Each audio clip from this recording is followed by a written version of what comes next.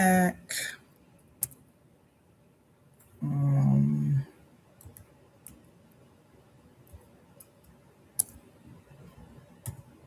I'm tired, but I'm back. So I'm gonna just get right to it. My name is Cassandra Faye Floyd, also known as the Daughter of the Fates, founder of the Temple of Evolutionary Emergence. And I guess I'll start with a little bit of housekeeping. So if you want to support the Temple of Evolutionary Emergence,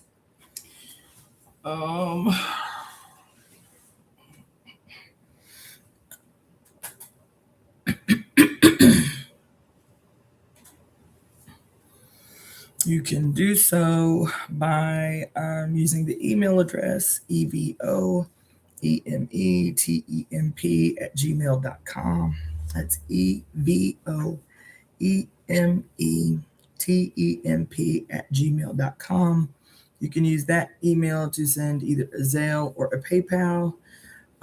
Also, you can send a Cashapp to $DaughterOfTheFates, FATES, Daughter of the Fates. Or you can send a Venmo to Cassandra, CASSANDRA Floyd, FLOYD.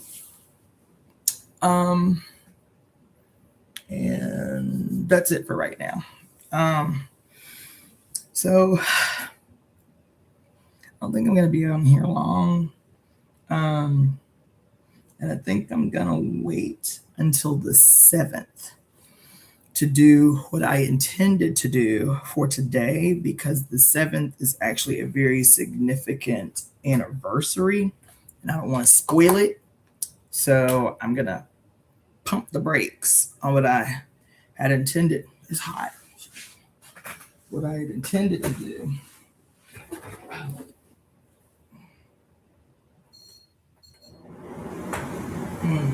Might be a little bit difficult for y'all to hear me over the fan, but it's hot.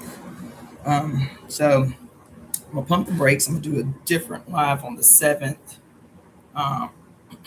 based on what I was gonna do it on today.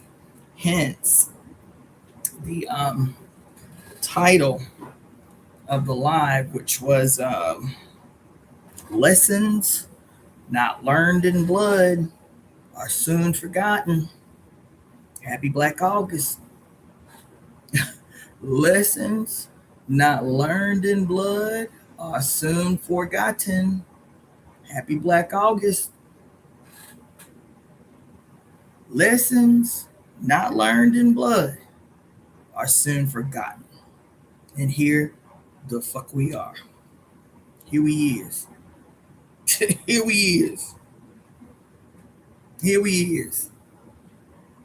So before I even got up on here, I noticed a headline saying that there has been yet another mass shooting.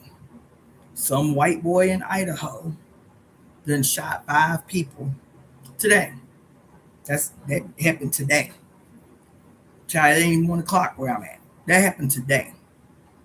Feel me? Some white boy then went off somewhere because he got whatever grudge he got on this here day. His spoiled, rotten, pathetic ass.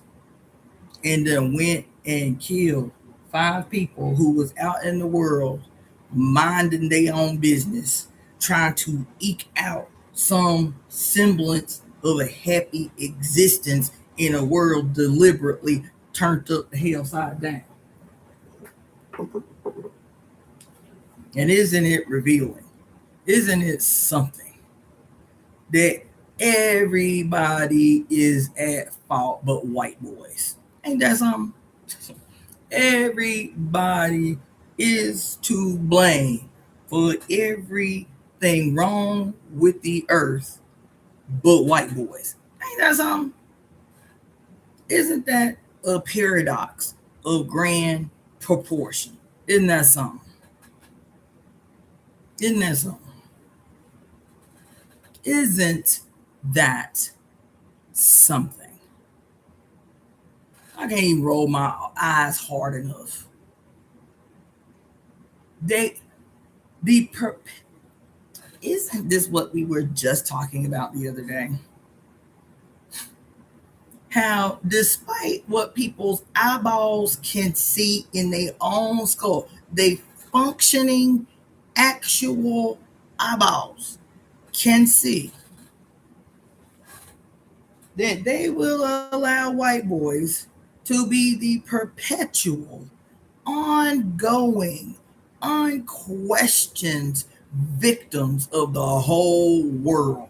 Somehow, despite all the gruesome, grotesque, outlandish, previously unimaginable diabolatry leveled at the hands of white boys, they remain the perpetual victims of the whole planet.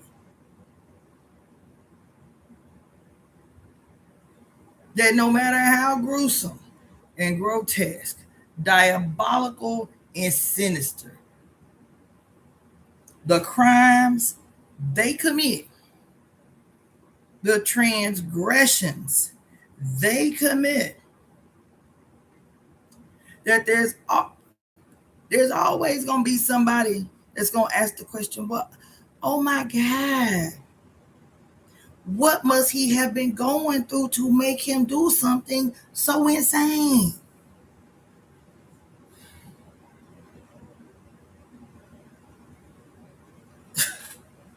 And when I say white boys, you better understand exactly who I'm talking about. I am talking about white skinned males,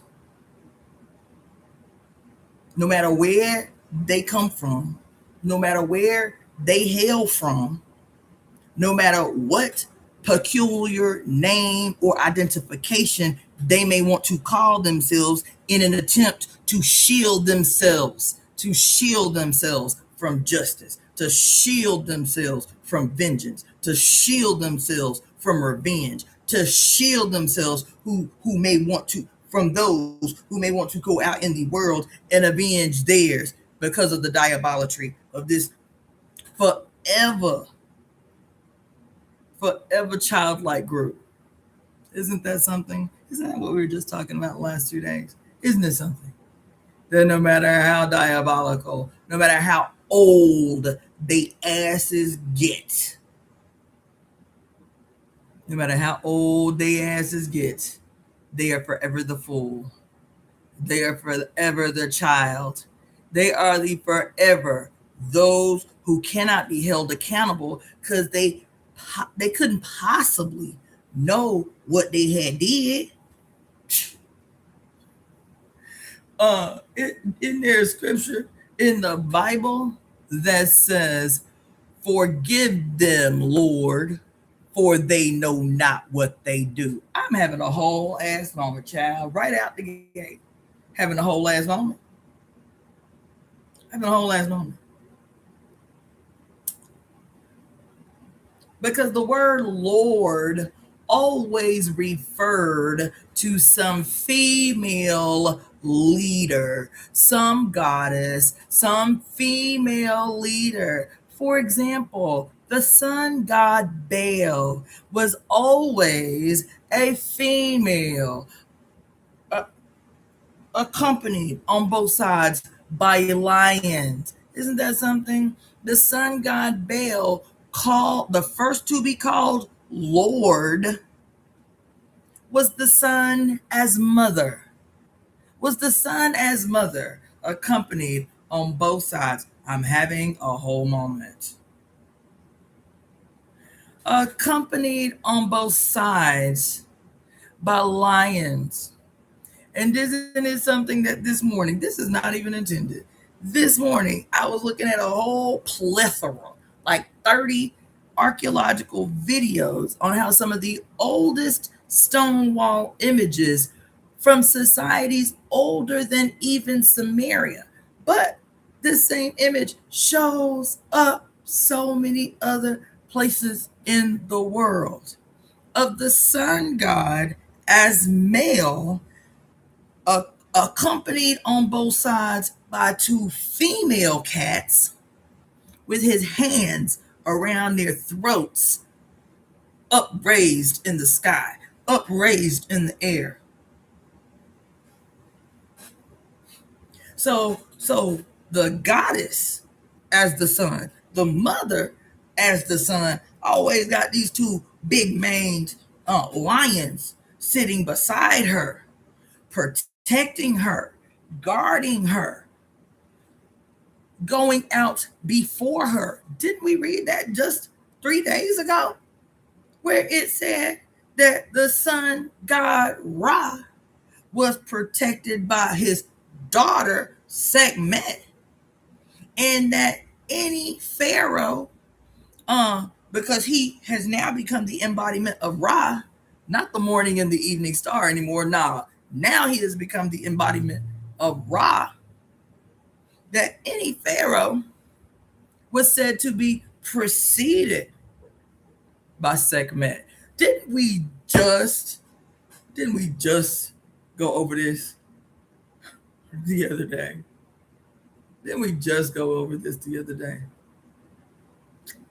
And I, thinking all coincidental and unrelated, scrolling through these archaeological videos all morning, mind blown. And they're saying, we don't know what these images mean of this male because he's got these pointy spikes. He must represent the sun god. And in every image, no matter where they found it carved into the stone around the goddamn planet, in every image, it is the same. How can this be in cultures that had no contact with each other whatsoever? And some of these cultures were separated by thousands of years. How can this be, this image that is so consistent everywhere on earth? This male as the embodiment of the sun, holding two female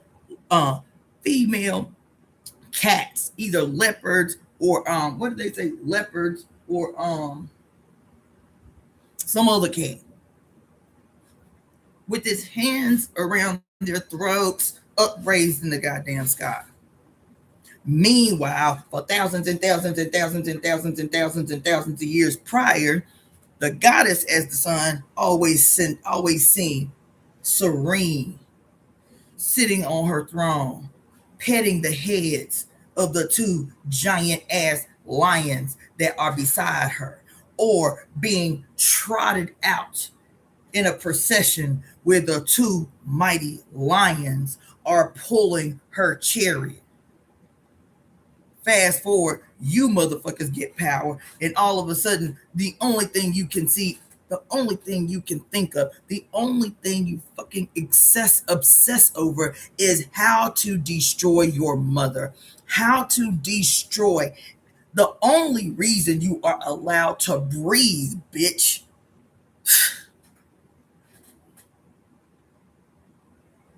The only reason you are allowed to breathe, occupy space, even with all the crimes against humanity committed by our sons, even with all the incessant, ongoing crimes against humanity committed by these people, you are still fortunate enough that some women in the world give a fuck about your life, that you can still get laid. So I don't even want to hear no shit about no goddamn incels. I don't want to hear that. I don't want to hear that. Because the fact that anybody with a penis on this planet can still get laid is a testament of the mother's love. It's a testament of her always rallying for you to get your goddamn mind right. It's a testament of how patient she is. This motherfucker gonna wake up in the morning, have a goddamn bowl of cereal, because you know his punk ass can't cook. Have a bowl of cereal, load his weapons, walk out into the world, and kill 5 human beings?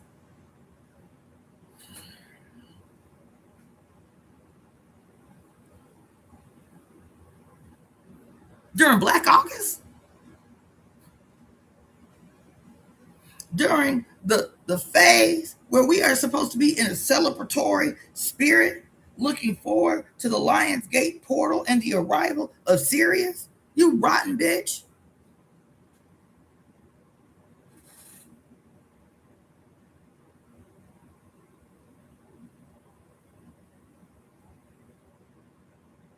The fact that there are women out in the world who still have hope and faith that whatever this process is we've been walking through, that there is an end in sight, that there is a conclusion that will be met, that will restore the planet. That is the testament of the mother's love, is that there are still people with uteruses in the world that are clear that there is an end in sight, that there is still actually redemption available for some of you, that all y'all ain't got to go down with the motherfucking ship that's going down. That is a testament of her love. That is a testament of her gargantuan sized fucking patience, is that y'all still breathing. That's the testament of a little bitch, is that y'all still breathing. Is that y'all still breathing.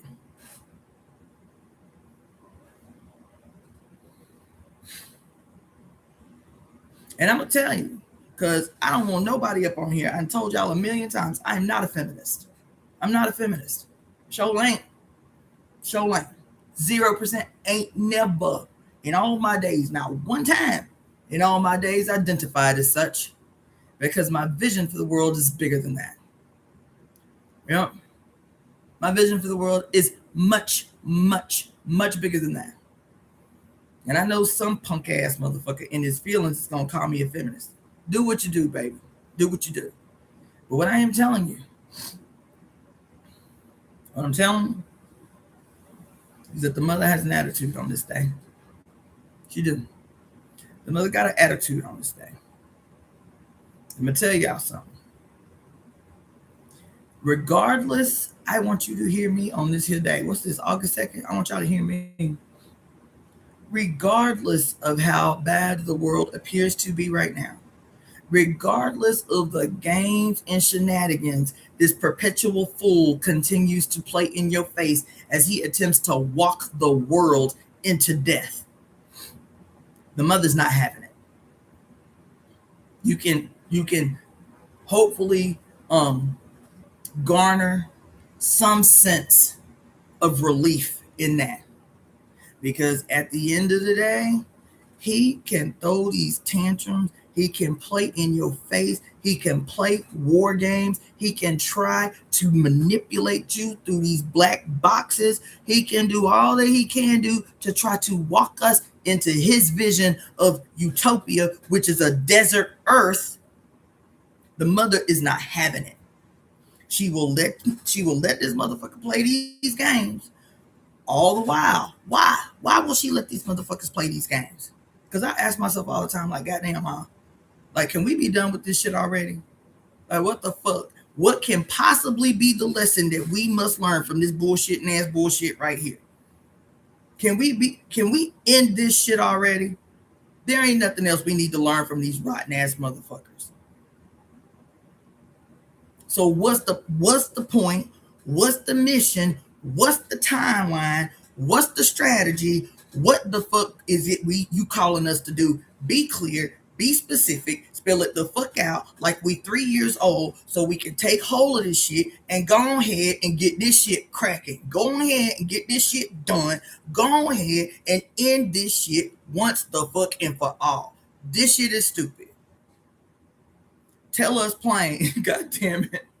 Give it to us straight and blood raw. No more signs, no more symbols, no more shit we need to interpret. This shit is stupid.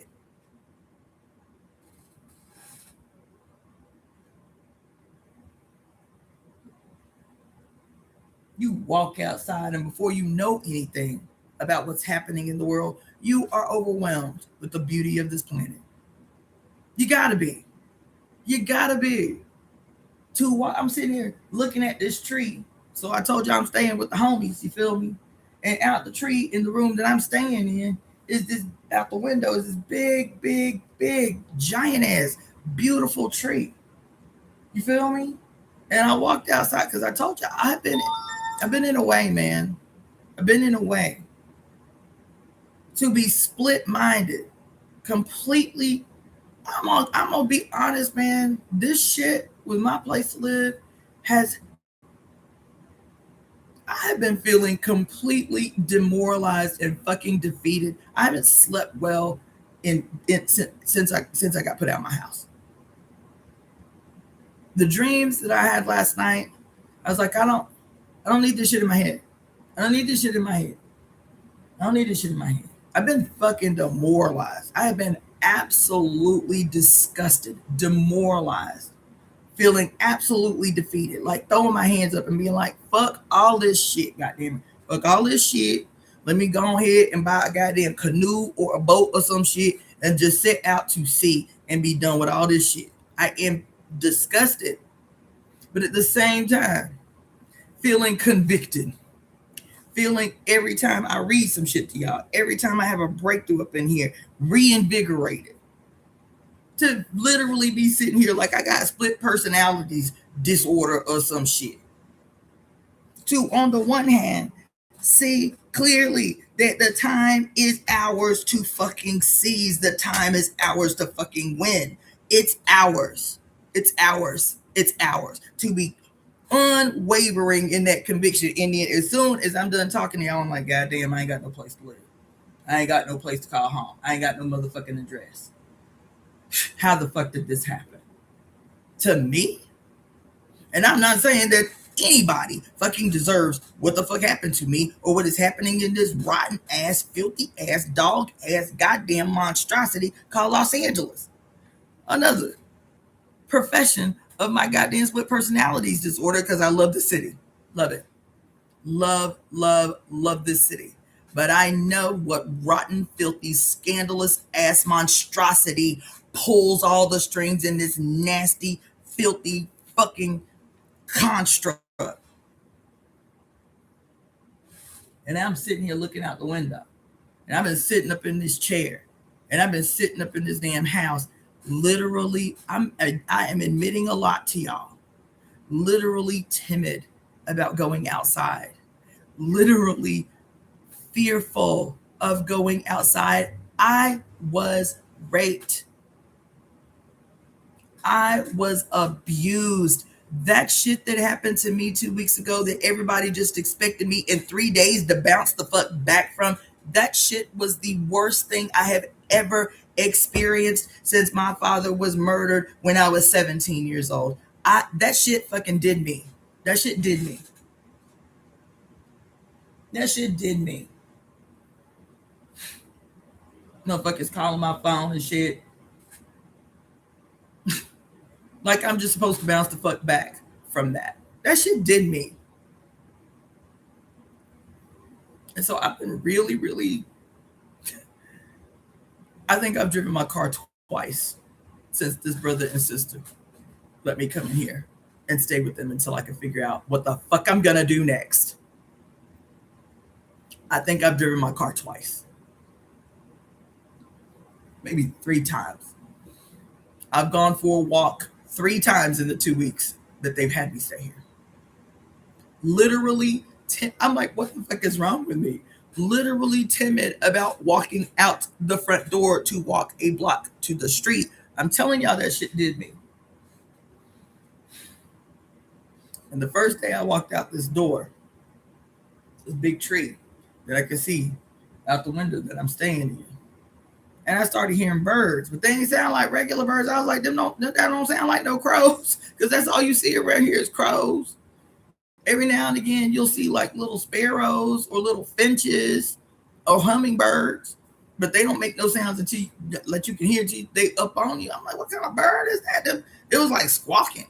What the fuck kind of bird is in this tree? As soon as I said that out loud, I was like, because as soon as I walked out the house, I heard a lot of birds. It wasn't just a couple of birds.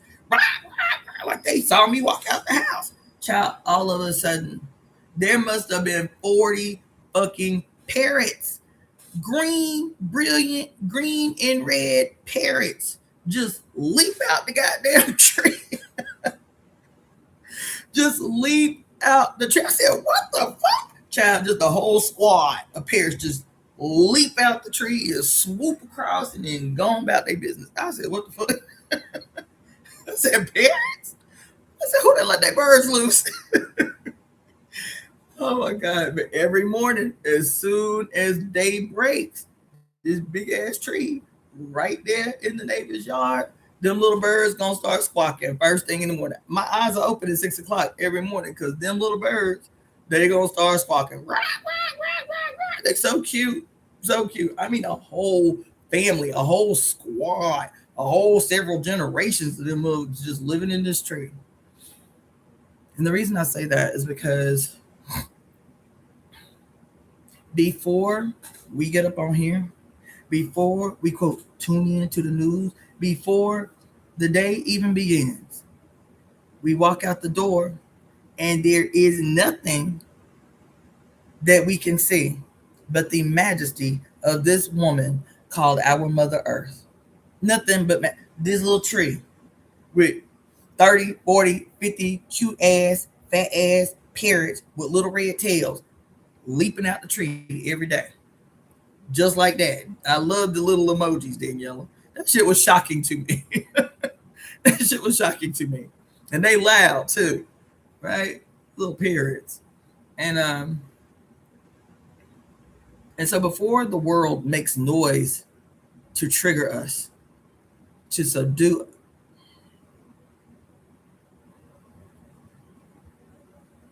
before this motherfucker starts making noise, the first thing we are greeted with every morning, if we care to look, is the permanence of her.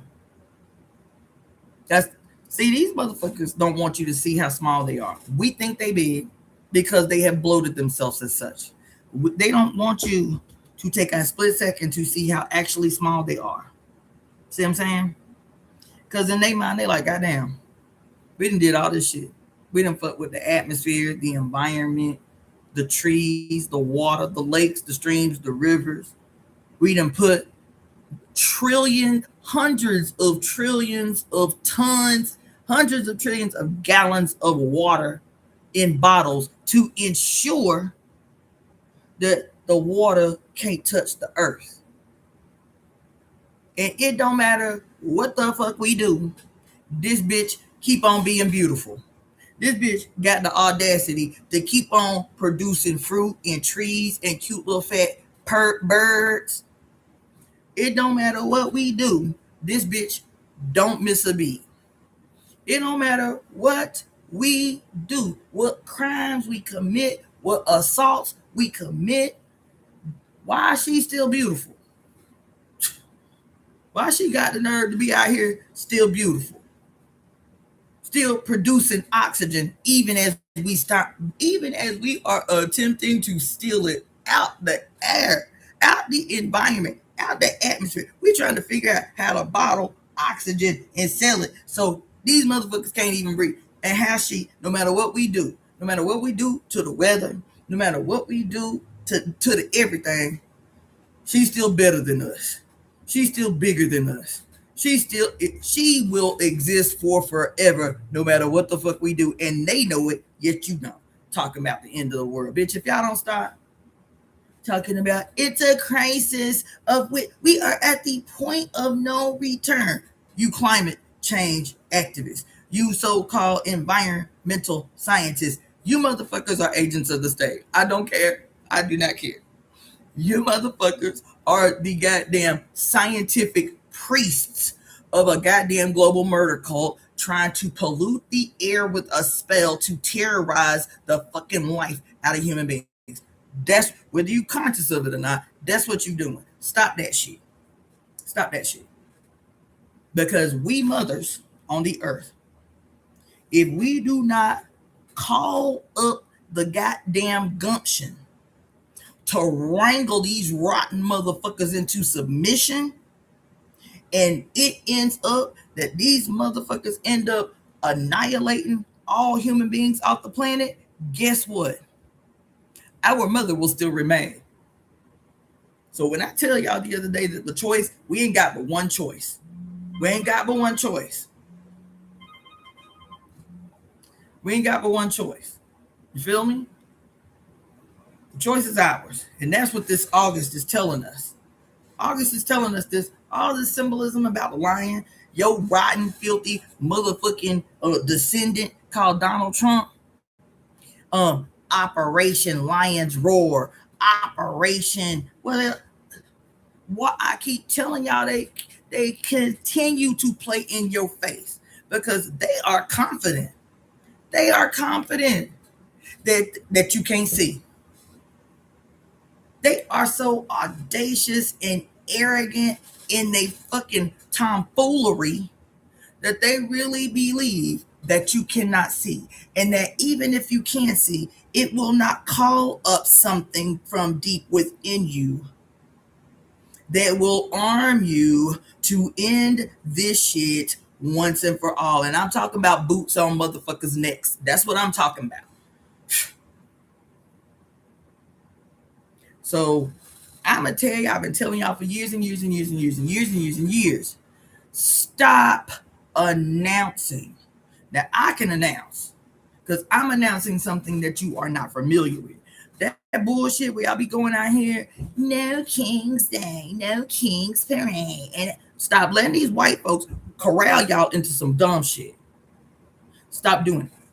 And I'm talking to you white folks too, just so you know. Stop letting these mouthpieces of the state corral you into some dumb shit. Because it didn't take but 2.2 minutes. The very first, no King's Day, the very first one, which was June 14th last year. It didn't. I said, no King's Day. Why they calling it that? I said, I ain't heard Trump call himself no king one time. Why these motherfuckers saying that? Why they call it that? This shit sounds suspect to me. Google, who are the founders of the No King shit? Who are the financial backers for the No King shit? That's all it took was 2.2 minutes. The primary funder of the shit was George Soros, Jewish billionaire George Soros.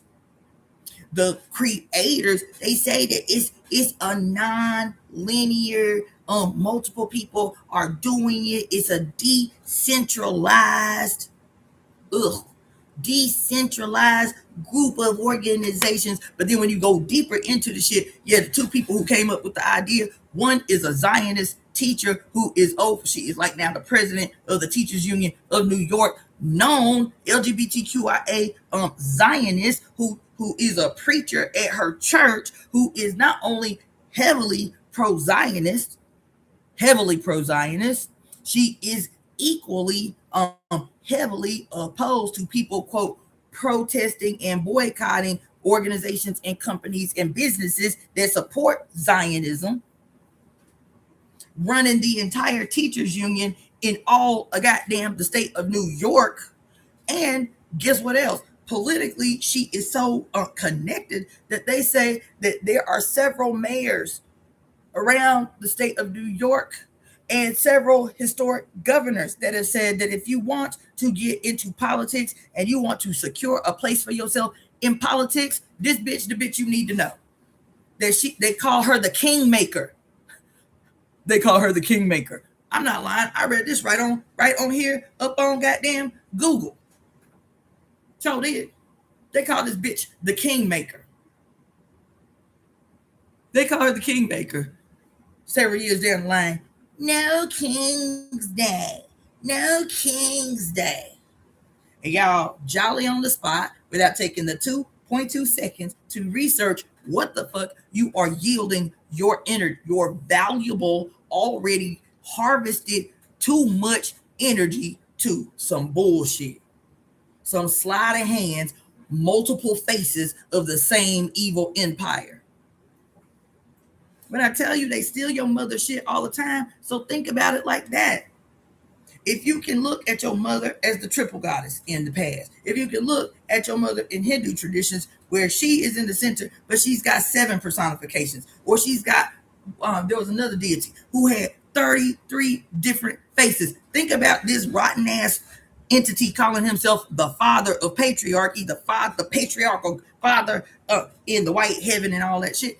Think that everything that he has done is an absolute repetition, mirror image reflection, copy, clone copy, reproduction of what your mama did, but everything that he do is going to end in death.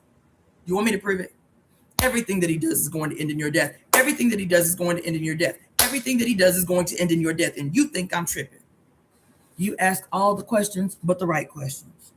You participate in all these demonstrations, talking about abolish ICE, abolish prisons, abolish slavery, abolish whatever the fuck. End the preschool to prison pipeline. Y'all saying everything but what need to be said. If this rotten motherfucker was given birth to by bathing in the blood of innocence, it is what is required to this day for this motherfucker to remain. And every institution that leaps forward from it is going to guarantee the same outcome. A massive, giant, global pool of blood for him to bathe in and consume, and to give life to more wicked, diabolical institutions, organizations, inventions in the life. It's the only thing he can produce because he is no longer God. Why is he no longer God? Because he has successfully severed himself from the one that allowed him to be God.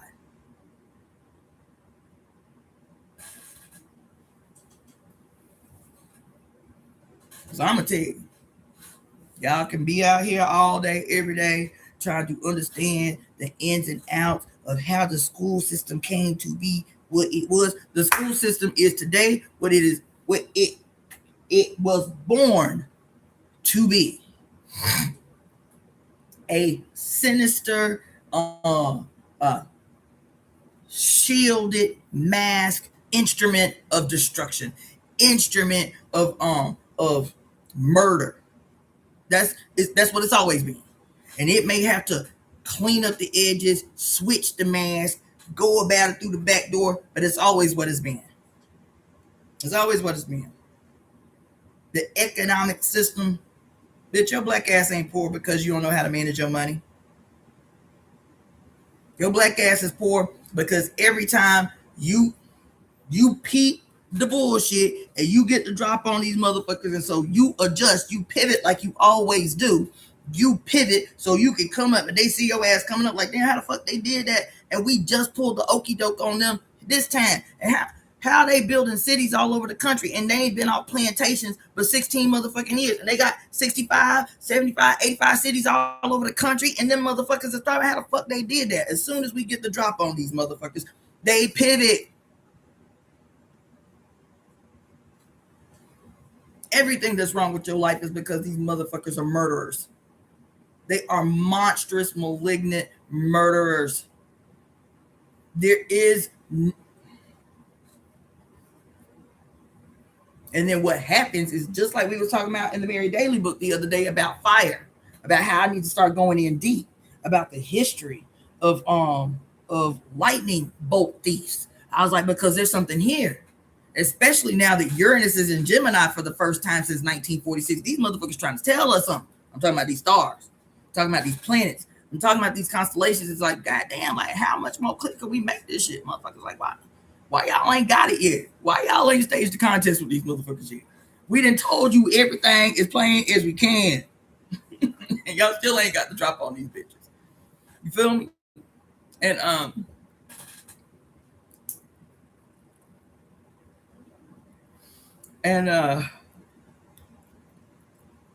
telling y'all, this is it. This is it. This is it. This is it. Sitting here watching all this archaeology today. Something else. Not only are y'all gonna have to put me through astrology school, because I'm not paying for it. So lame. So we're gonna have to pull our collective singular brain together to come up with the ways to ensure that not only myself, I feel like me and about 13, 14, 22, I don't know, 69 women of color, our lives need to be fully fucking funded. Every square inch of our lives need to be fully fucking funded. And then these bitches go out, set out into the world. Remember that story we read in the book by Mama Zogbe called Sibyls, the First Prophetesses of MamiWata and the Theft of African Prophecy by the Roman Catholic Church. Remember that book? Remember that book? And she told the story. As a matter of fact, you can hear her tell the story yourself because there's still a ton of videos of Mama Zogbe being interviewed about her book and from sections of her book while she was still alive. Go on out here after we get up off here and start listening to Mama Zogbe from her own mouth. She was fully funded, bitch.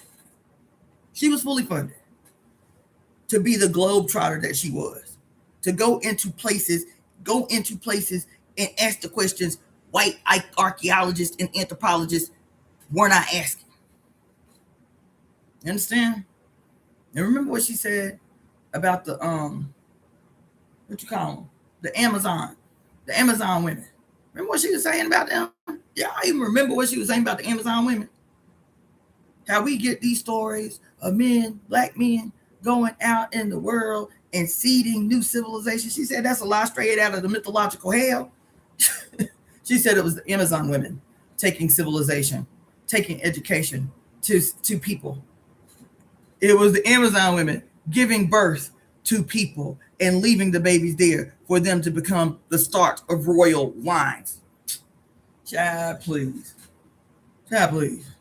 So I'm watching these archaeological videos today that was really, really, really blowing my mind. It really just blowing my mind. I was like, do we got to go about this shit a whole new way? Do I need to take everything that's in my brain and throw it in the garbage so we can start doing it? I'm telling you, I was up in here in my feelings today. I was like, I think everything that I think I know and understand, I think I need to ball that shit up and put it in the garbage. I'm watching these goddamn archaeological videos today, baby. I sent about 3, 4, 5 of them to a bunch of y'all. I did a bunch of mass. I was up in here distraught and dismayed and bewildered, bitch. I sent a whole bunch of them archaeological videos to y'all in y'all email and mass email, about 3, 4, 5 of them. I don't know. I was like, I think we women, we got to go about this shit a whole new way. Because if we allow the fields of archaeology and anthropology, history, and philosophy, all the fields. If we continue to let the figurehead of these fields remain white and male, child, we will be walked off a goddamn cliff following fools. So we will be walked off a cliff following fools. I'm sitting here and listening to shit today. I said, I gotta learn how to be a scuba diver out this bitch. There's a homie that I call him a homie. There's a brother that I met, he and his wife. I was asked to do a presentation. It was called Afro Comic Con. There's a black Comic Con that happens in San Diego every year. Now, 2 years ago on my birthday, I was asked to make a presentation at Afro Comic Con. That shit was so awesome. Man, stop begging white people for their shit, man. Stop begging white people for their shit. And when I say they shit, I mean the shit that they stole and like perverted and inverted and changed the complexions. I digress. Stop begging white people for their shit. Stop asking why there's no black. Stop asking black. Stop begging white people for their shit. Let them do their shit and just stop going to their shit. Stop going to the Oscars. Stop going to the Grammys. Stop going to their shit. Once you stop lending your melanation to their shit, they mediocrity, they boringness, it will reveal itself. It will crumble in on itself. As long as your ass keep going, as long as your ass keep begging, you keep lending your energy to the goddamn myth of the age. I digress. I go to this goddamn Afro Comic Con. As the sister that organized this said, it's only our 3rd year. You know, we've been really fighting hard to, get it more widespread so that people come. So I'm like, I don't know. She didn't have a budget, so she couldn't pay me. But she said, if you come, I'll let you set up as a vendor for free. And you won't, obviously, you won't have to pay for the 3 days to get up in there, whatever. I was like, you know what? I could go to San Diego. I love it anyway. Me and the homie took a road trip. It was my birthday weekend. I didn't know what to expect, but you know how we do. We always downgrade and downplay black people shit. I'm guilty of that shit too. I'll be honest. Because I was like, I was telling Abasi on the way down there, I was like, I don't know, bro, the way she was talking about it. Might not be a lot of folks there, you feel me? It might not be that big, but I love the idea, so I'm gonna go and do this little presentation. That shit was so awesome. That shit was so, baby, that shit was so awesome. All black everybody. All black everywhere. All black everybody. Dressed to the nines. Daunt the fuck out. They took they outfits hella serious. They had photo booths. Many photo booths. Themed photo booths set up. One was the black, or I think it was right after Wakanda Forever themed photo booth with this goddamn throne with these two what look like elephant tusk or like whale tusk or some shit around the goddamn they had a whole Kemet themed photo. Man, this sister did this shit. She did this shit. She had rooms all throughout the place for breakout sessions. So there was always like a main panel discussion on different topics or whatever. And then there was breakout sessions for people to go into on other stuff. That's where I taught, was at the breakout session. That shit was awesome. That shit was awesome. That shit was awesome. And while we were there, I finally got up and started looking around one of the booths. And I saw this big ass banner, like a step and repeat behind this brother's table. And the step and repeat, I was like, black folks is motherfucking genius. They genius has just been crunched in on itself. And every now and again, that black genius will bob his head out and fuck everybody brain up. But then white people respond right away and start crunching. No more black genius, bitch. No more black genius. How can we fucking subdue these bitches so there's no more displays of black genius? Child, this step and repeat blew my mind. It was of the ocean. The whole step and repeat was the ocean. Within the ocean, because you can see the sun shining into the ocean. Like, you know, the little rays cast down into the ocean, right? And in the ocean is an image of Yemaya. So beautiful, so big, just beautiful. Like the most beautiful image of Yemaya you can imagine. She had a big ass afro that was like swinging in the water. You feel? She had a big ass afro, right? Just slinging in the water. Her titties out. You feel me? And she is in an embrace with a lid. So she's huge. She's in an embrace with a little bitty man about this big who is a scuba diver. He's in scuba gear. And she, you feel me? And she is hugging him and he is hugging her and she is kissing the mask on his scuba gear. I said, bro, I walked over to, I said, I've been staring at this goddamn step and repeat all day. I said, what is this? He's like, it's the logo for my scuba lessons. I teach scuba lessons. I said, what? He said, yeah, me and my wife, we teach scuba lessons to black folks. We don't teach nobody else. I said, God damn. I said, little did I know I needed to take scuba lessons. He starts laughing. He is like, you know, I'm retired Navy. I used to be in the Navy. And I met my wife after I got out of the Navy. And she was really reluctant to learn to dive. And when I finally got her in the water, she was overwhelmed. She was like, I didn't I didn't know that I needed this. Like, I didn't know.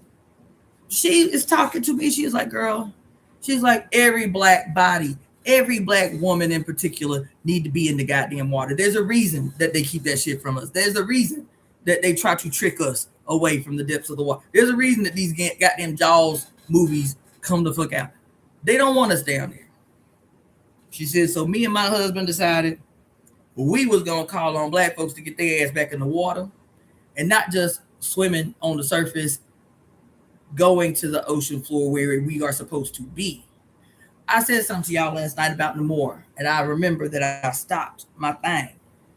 Namor, when he takes this black woman to the damn deep, with the extra deep of the ocean, where they got to go through a fucking wormhole, just like they be showing you in space, where she has to go through a wormhole to get to where he needs to take her, where he has been hiding his people them all this time.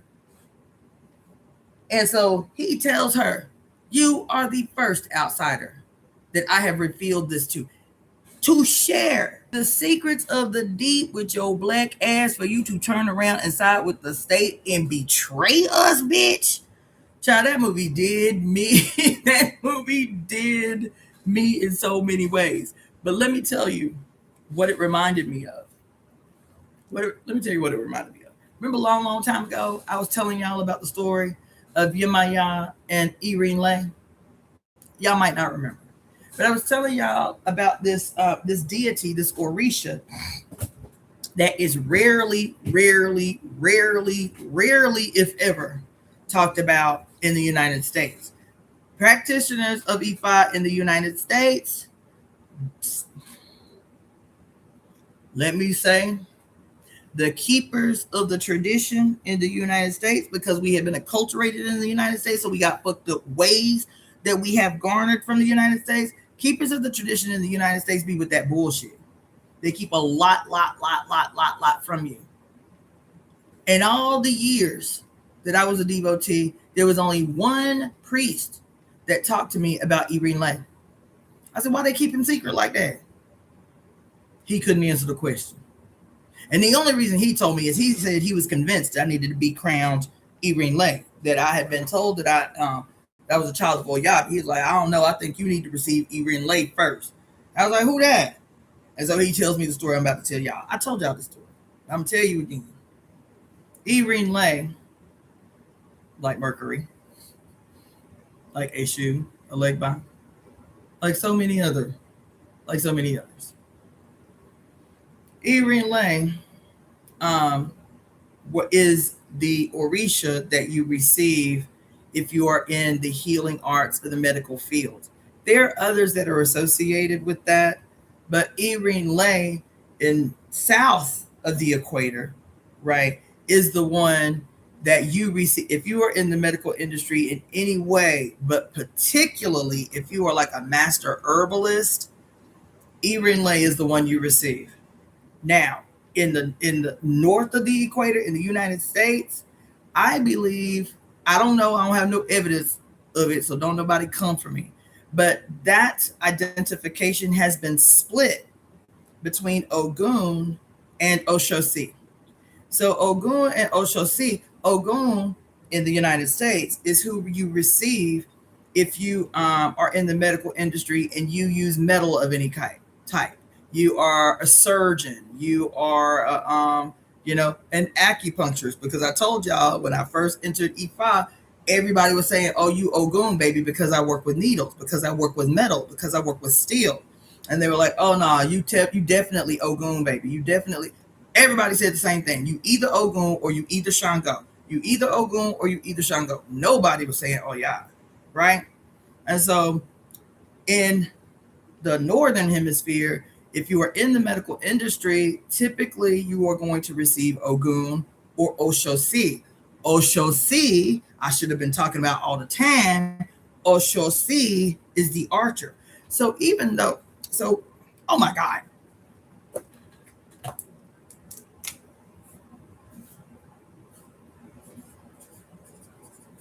Oh my God. Ah.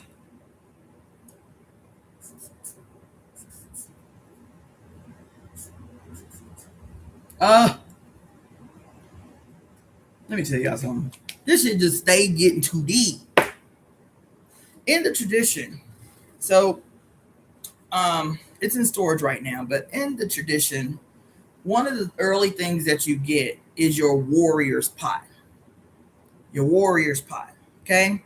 You get your warriors so that you are always protected. Your warriors go right by your front door, so nothing malevolent can enter your home. When I was driving across this country, camping across this country for 6 weeks, my warrior's pot was in the car with me. If you gonna go on the road, your warrior's gonna go with you.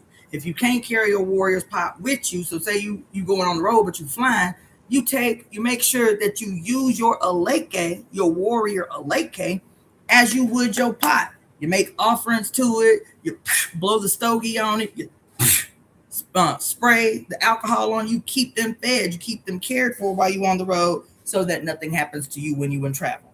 Your warriors are Ogun, Oshosi, and Alegba.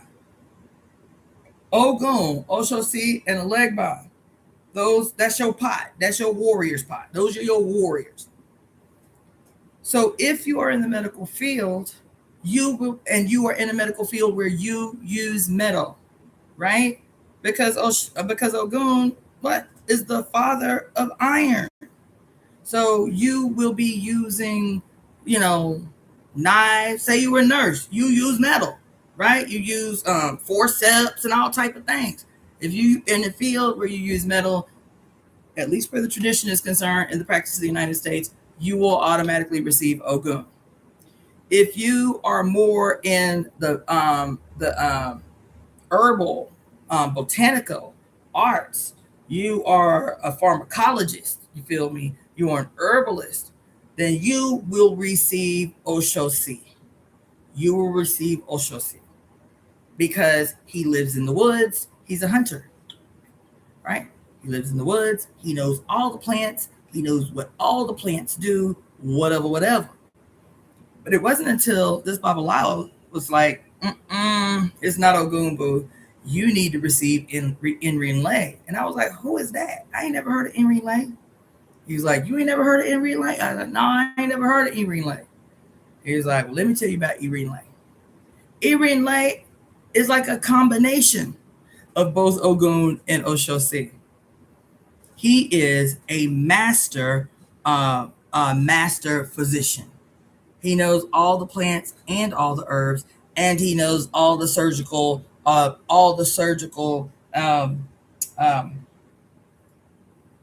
procedures. He knows all the surgical procedures. He does it all. But guess what else about Inrin Lay? Inrin Lay is not only a combination of both Oshosi and Ogun. Inrin Lay is also a combination of Shango. Oh my God.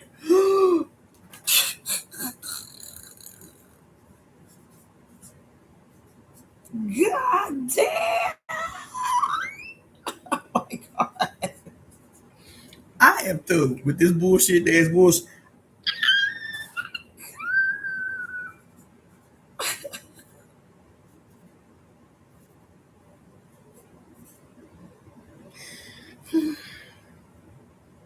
Oh my God.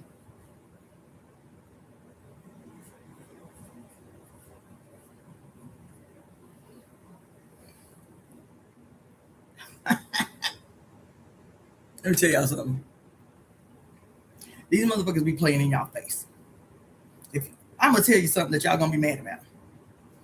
If you are a devotee of Ifa right now, if you are a priest in the tradition, if you Babalawo, if you Ifa, if your ass is what you call it, a devotee of some indigenous tradition, if you Azteca, if you are Mayan, if your ass is a devotee of any tradition on this planet, and you are not studying the traditions, and you are not encouraged to study the spiritual traditions of others, to see yourself, to see your culture in others all across the board. I'm saying everybody, everywhere.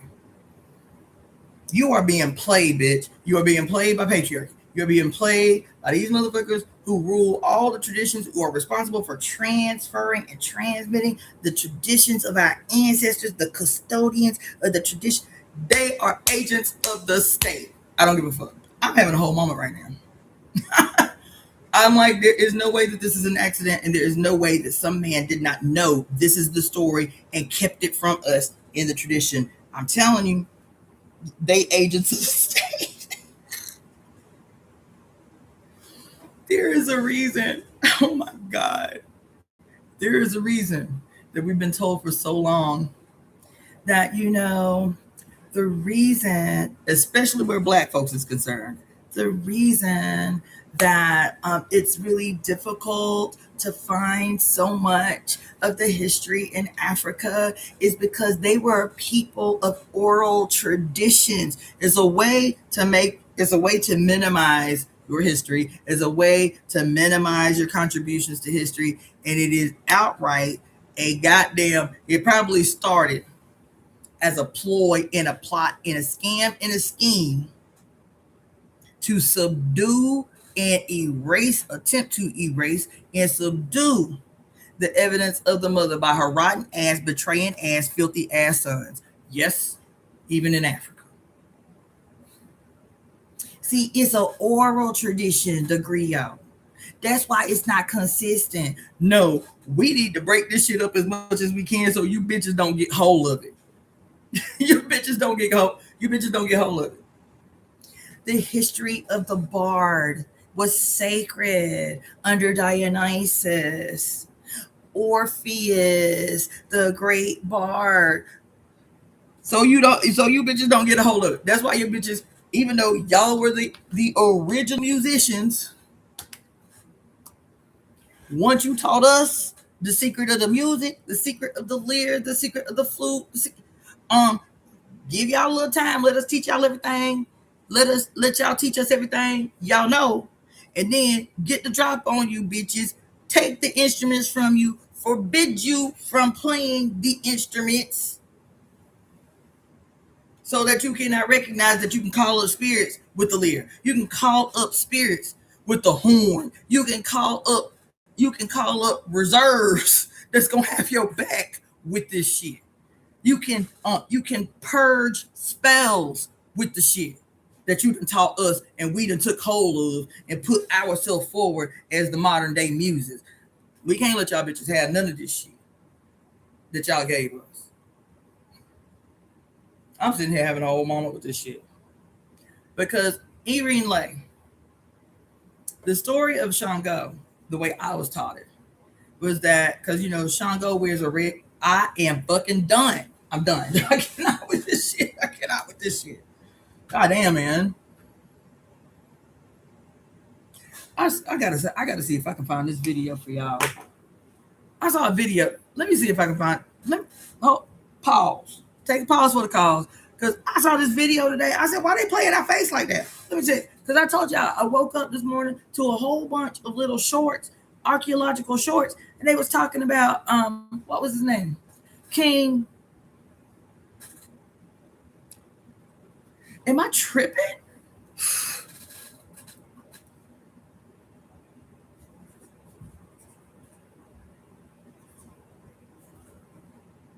I gotta be tripping.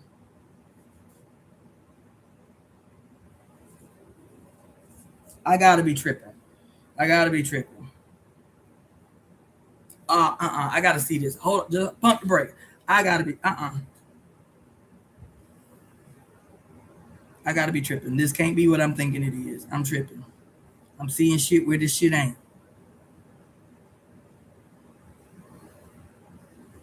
Let me see if I can find this shit. Hold on, y'all. Just hold on, okay?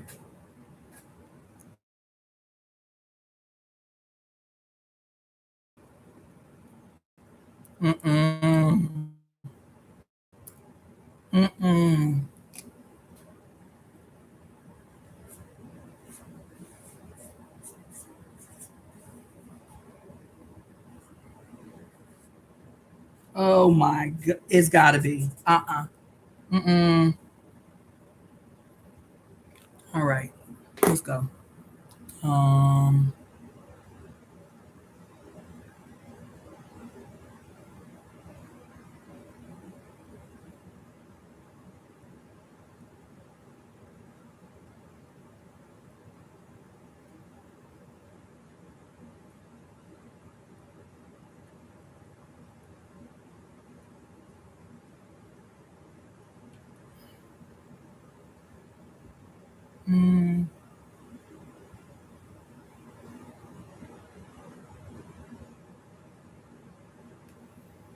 Okay.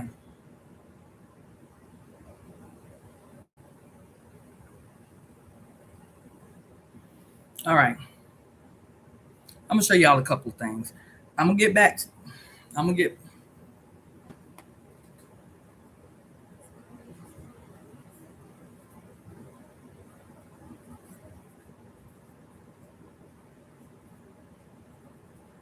Oh,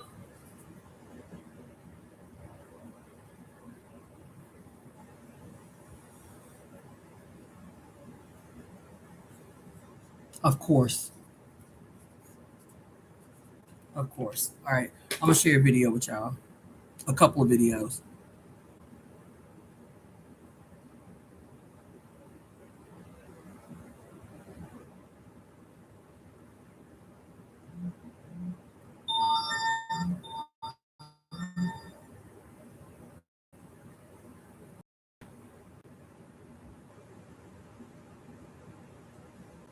So what I'm saying is we're seeing a sudden emergence of something that is being recognized as a civilization in Turkey just immediately after Göbekli Tepe, around the time of Göbekli Tepe. And we're seeing it in the Jordan Valley, and we're seeing it in the Indus Valley, and we're seeing it in South America as well. The same iconography keeps on repeating, and I don't think it's a coincidence. So the Indus Valley civilization, incredible iconography, which shows a man between two felines. It's a very striking image. You see a man and two tigers or leopards on either side of him. And so this is about 10,000 years old. It's from a site in the area of Göbekli Tepe called Seyburg, and it's clearly a man between two felines. And that's from ancient Egypt, pre-dynastic Egypt. Same thing. Wow. And then the next one is from Tiwanaku in Bolivia, and again, it's a man between two felines. So what I'm saying is we're seeing a sudden emergence of something that is being recognized as a civilization in Turkey just immediately after Göbekli Tepe, around the time of Göbekli Tepe, and we're seeing it in the Jordan Valley. Did y'all see that?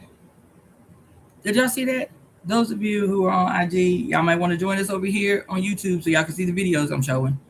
My YouTube channel is Cassandra Faye Floyd or DaughterOfTheFates, FATES. But did y'all see? Hold on, let me come up out of that. Did y'all see that video that I just played for y'all? Give me a thumbs up. Give me some acknowledgement that you saw it, because I want to make sure everything is working right. Okay, cool. That's the video I was telling y'all about way at the beginning of this live, about how all of these quote male figures, you see how they all had their hands around the necks of these tigers, no matter where they were. South America, no matter where they were. Jordan, no matter where they were. What do they call it? Göbekli Tepe.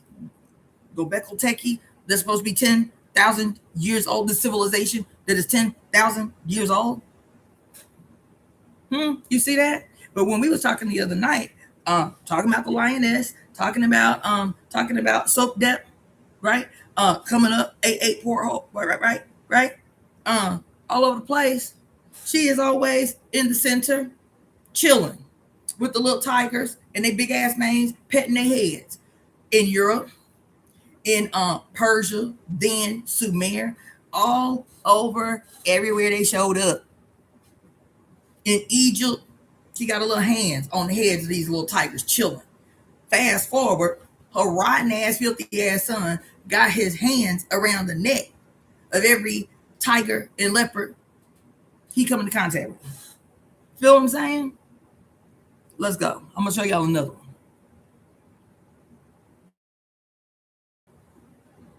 I gotta find it first. Just give me a sec.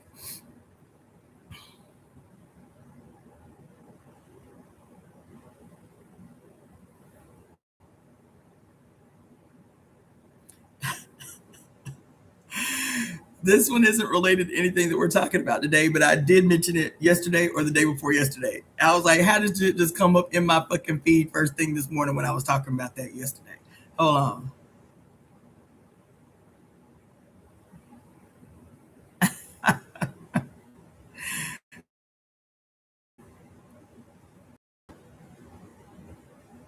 Did you guys know that every single president in U.S. history is related to one king. What? Talking about.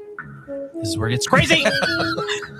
13 or so years ago, this 12-year-old girl, for her 7th grade project, with the help of her grandparents, went down the lineage of each president, and they all connected to one man, except for one at the time. Okay. Ooh, Roosevelt. No, it was Martin Van Buren, the 8th president. Yeah. They can trace each of their lineage back to King John from the House of Plantagenet. Yes. Okay. Nice. And there's a folklore around the House of Plantagenet that they were actually descendants from a demon. Oh, What? That's horrible. Did you guys know that every single president... Hold on. Told y'all I was on one this morning. You feel me? Hold on.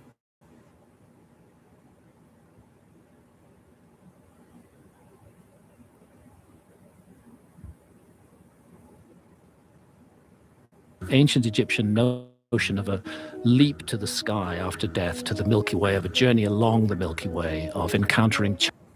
All right.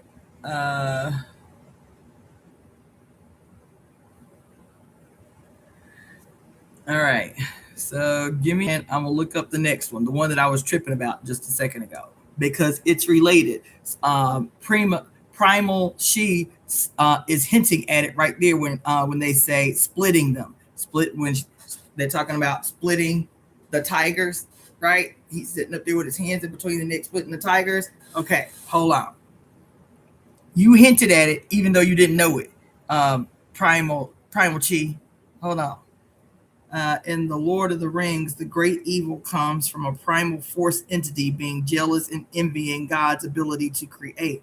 It's not unreasonable to think patriarchy started that way. Well, we talked about that at length, because even when we read the Great Cosmic Mother, when she's telling us that the origin of modern literature is this story of, I think it's Enki, finally subduing his mother, but he... As a matter of fact, let me pull it out before I go to this next video, because she says very specifically, she's like, the story,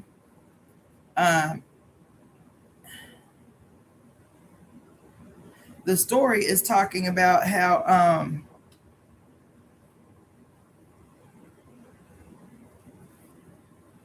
when he was born, she made him like her, and that was not enough.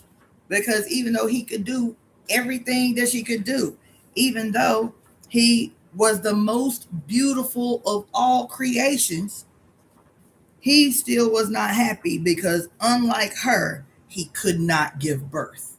Unlike her, he could not create life. Hold on. I see y'all. I'm going to show it in a second. Give me a second.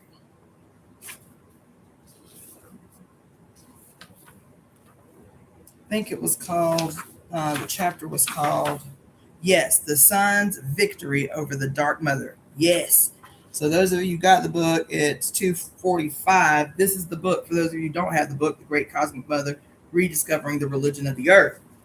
And you see, I'll show you the page. She's got an image of, I think this is Inanna. Yeah, this is Inanna, Queen of Heaven, and the primordial breast. They call it the breast presenting, pose, the breast presenting pose, where she's got her boobs up like this, and it's not a sexual thing. It is her presenting her nourishment to the world. Child, she who feeds the earth. So listen to what it says right up in here. Oh, my eyeballs there.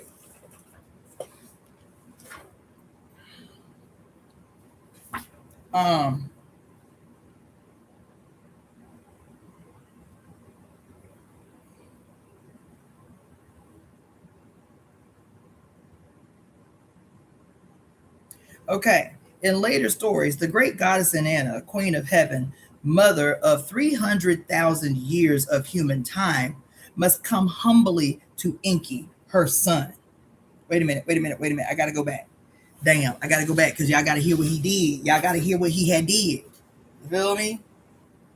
This punk ass motherfucker. the sun's victory over the Dark Mother. Sumerian culture can be traced back to circa 5500 BC in the alluvial plains of lower Mesopotamia. Sumerians wrote on clay tablets. Archaeologists have proclaimed that history begins at Sumer for that reason only. The Sumerians wrote it all down. Their inscribed myths thus qualify as the world's oldest known literature. What does this Sumerian literature record? As Thompson says, the clay tablets reveal remains of a revolution. Listen, remains of a revolution. A shift from dominant female gods of the Neolithic village to the organizing and controlling male gods of the literate city. One of these transitional myths gives us the story of a fabulous character who can fairly be called Enki the Prick. Enki was a water god, and in the Sumerian word for water also meant semen. They'd already switched the code, child. In a lavish ode to his indistinguishable phallus, Enki virtually floods the Sumerian plains with semen. Enki is a funny guy. He also inseminates all the Sumerian people with his semen, including his own daughters and their daughters.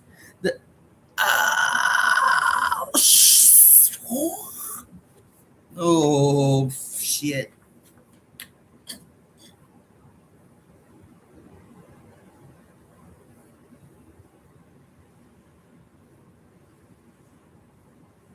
My head is about to explode.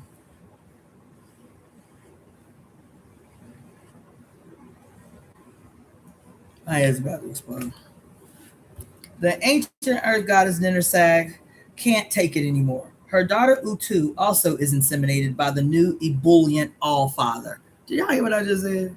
Y'all hear what I just said? Those of you who were up on here last night for 7 hours with me. The ancient earth goddess Ninersag can't take it anymore. Her daughter Utu is also inseminated by the new ebullient All-Father. Ninersag removes Enki's semen from her daughter and turns it into plants, which Enki eats. And of course, he becomes pregnant with his own semen.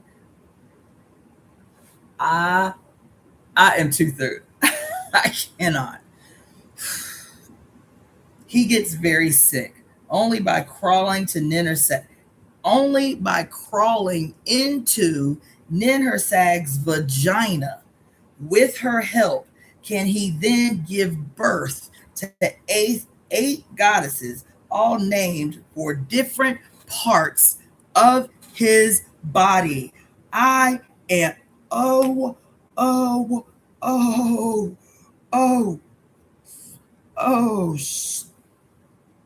my God. Oh my God. Oh my God. I'm about to pull a job in here and throw this book across the room. I done read this book to y'all. I done read this book to y'all live twice. I done read the book from cover to cover 5 times, and every time I open this book, something stands out that I missed before. Remember I was telling y'all day 4 yesterday, and I was having a whole goddamn meltdown? I'm like, I'm going to have to stop teaching y'all this way. I ain't teaching y'all no more like this. I said that. I said, I ain't teaching y'all no more like this.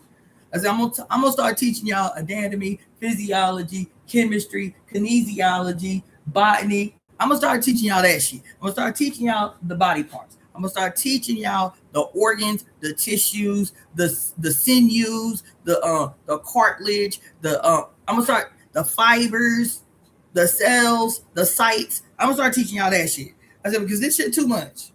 This shit too much. How did I say that just day 4 yesterday? And this motherfucker right here say that because the ebullient All-Father didn't know that his mama turned his semen into plants after removing it from his daughters, the cancer.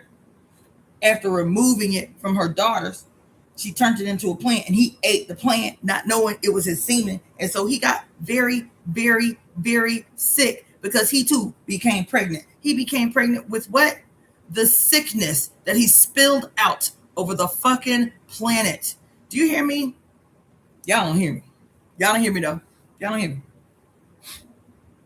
Then he ate his own shit and got sick the way that he, quote, inseminated the whole earth, even his own daughters and their daughters, were the daughters born? The daughters and then their daughters that he inseminated, were the daughters born? Is this how he inseminated?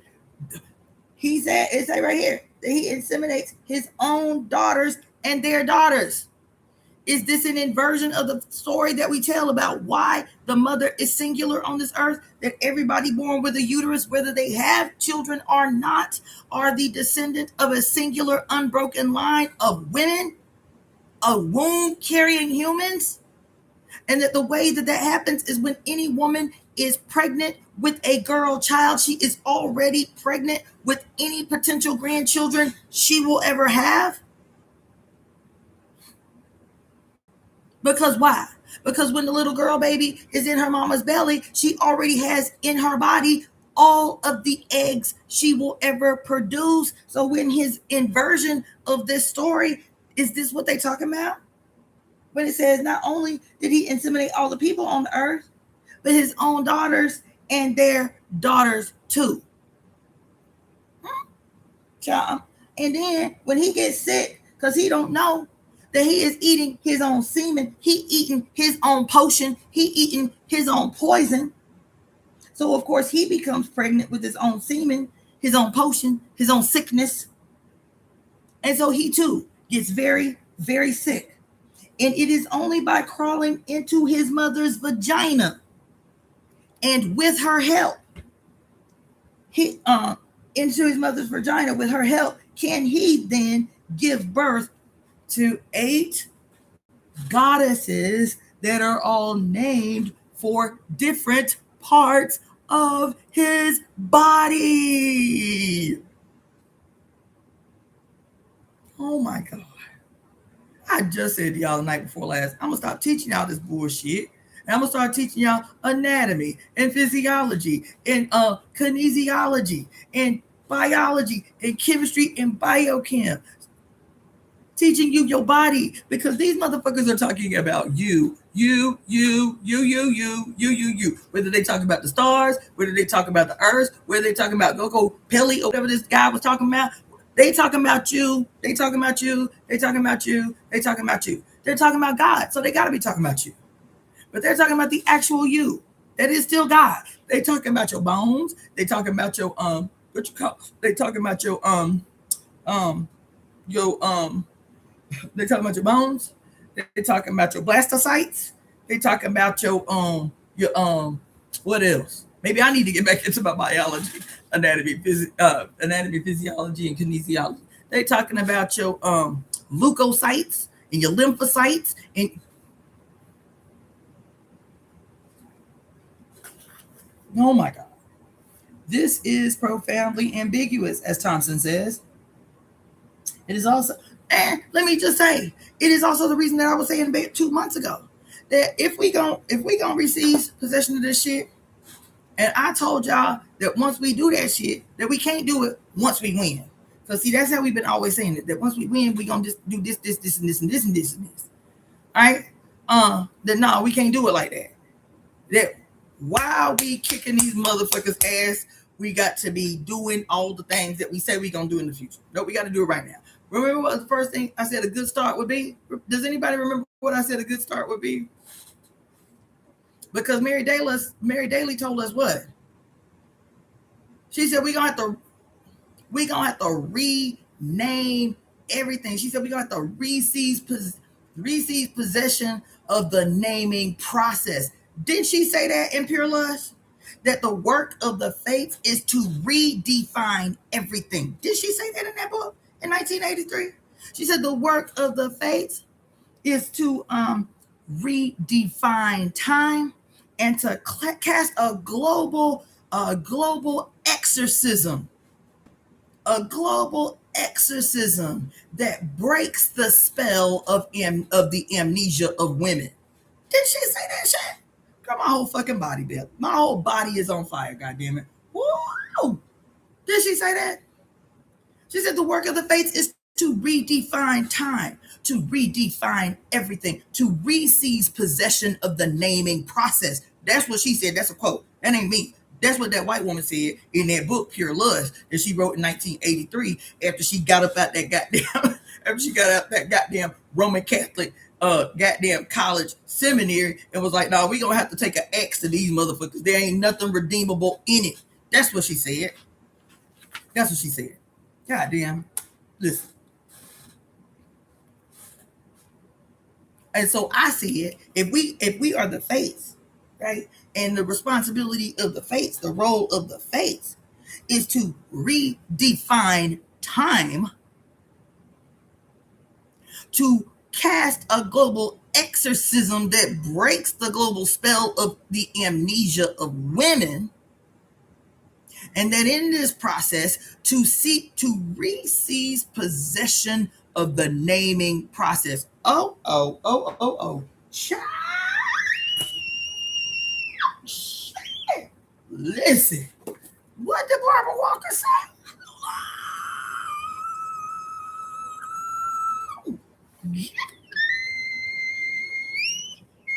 Oh, shit. Listen,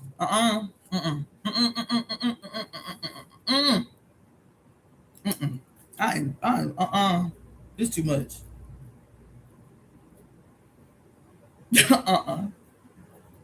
Who was it last night? I wrote their name down, but I got shit all over the place. Who was it last night that asked me about the red and blue kachina? Who asked me that? Who asked me that? Was it Kimmy Love? It was one of y'all. One of y'all, stake your claim. One of y'all asked me last night, and I was like, I don't know. I don't remember that. Send me the video where I said that, because I don't even remember the context. Y'all remember that last night? How about when I opened up Barbara G. Walker book looking for the naming process, the first thing I opened up to is the kachina. I'm up in here on one. The first thing I open up to. Where she say that at? Where she say that at? Child, I'm up in here having a moment. Y'all better be giving me money.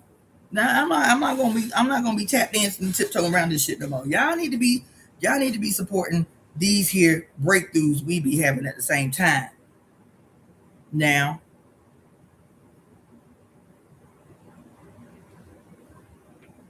if I was some old shuck and jive ass preacher, I'd already have all my needs met. Okay, 147 and 223. 147.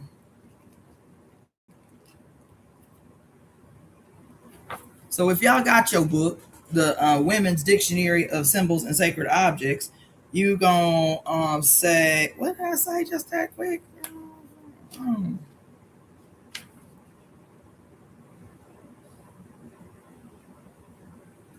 223.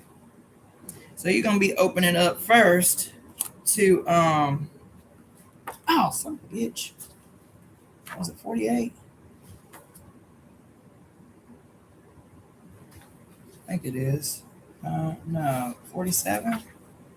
Yeah, you're gonna first open up to 147. What y'all talking about over here?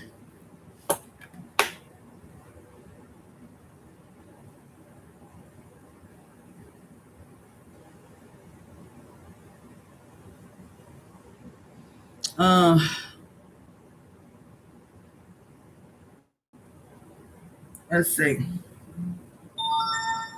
Thank you, Constance, for your donation. She heard the call. Y'all make donations, bitch. It's Sunday and we in church. Y'all make your little offerings. Feel me? So let's see. Thank you so much for your donation. I'm gonna have to go down to see your name because at the top it don't show it. Let's see. The actual naming is spelling. Let's see. Redefine time needs to change our coordinates in space-time fabric. Way these high notes I feel.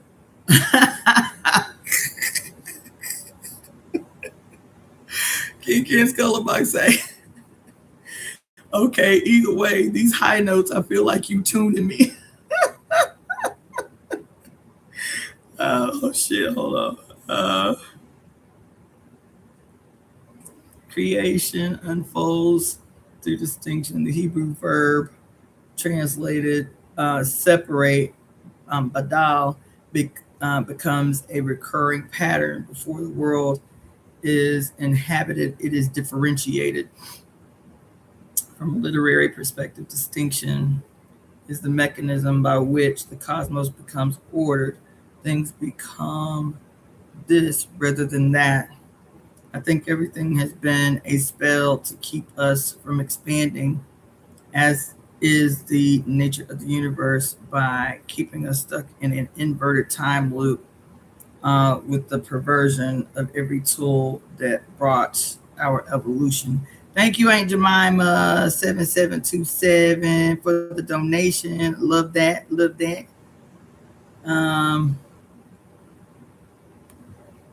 All right. So Mary Daly say, it is our responsibility to rename, to reseize the power of the naming process. Isn't that what she say in Pure Lust? Well, how about Barbara G. Walker in the Women's Dictionary of Symbols and Sacred Objects say that all symbols invented, all of these symbols invented, oh my God, all of the symbols invented by incessantly symbolizing humanity, names are probably, she says, of all the symbols invented by incessantly symbolizing humanity, names are probably the most significant. The essence of human society and communication is language, which is name giving. Naming things is the very process of creation in many archaic myths. Naming people often meant bestowing life or a soul upon them. Egyptians postulated a name soul called the Ren. Thank you for the donation, Holistic Harmony. Love you too, lady. Thank you for your offerings up in here on this day where I'm giving y'all a whole ass word. I hope y'all skull being cracked open like mine is. It's interesting, and it is not lost on me, that, quote, the name of the soul, according to Egyptian tradition, is called the Ren. Anybody here remember what I told you the Ren is in traditional Chinese medicine? Anybody remember? I know that might be a stretch. Might have to go way, way back in your toolbox. Anybody remember what the Ren is in Chinese medicine? Anybody? Anybody remember what the Ren is? I'll tell you.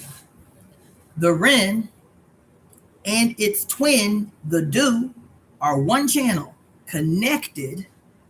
It is a vessel. That's right. It is the front is the Ren, the back is the Du. It is a singular vessel with two names because it has a front side presentation and a back side presentation. The Ren is the front. It actually starts under the tongue. Well, it doesn't start under the tongue. It ends under the tongue. But the Ren and the Du are said to be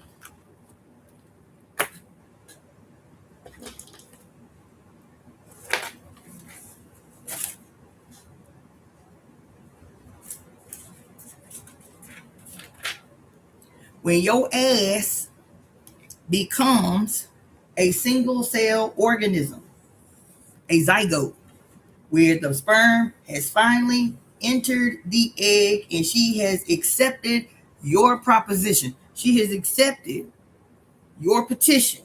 And so now you got a little egg called, not an egg, now you got a zygote because the sperm done entered the egg. See that little, ooh, I got too much going on.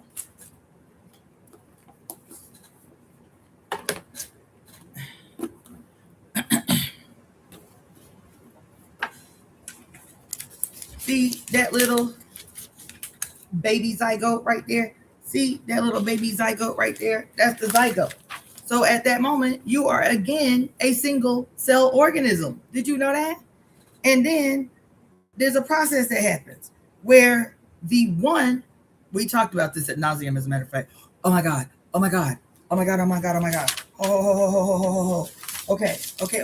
Remember we was talking about, remember we was talking about the hourglass last night, right?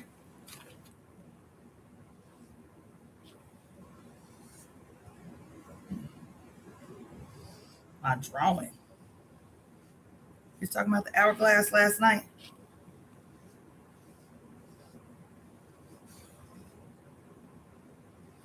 Okay. You got the hourglass. And the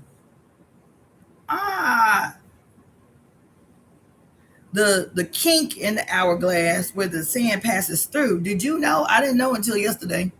Did you know that they are designed where the width of the kink is only wide enough for 1 grain of sand to pass through at a time? Did y'all know that?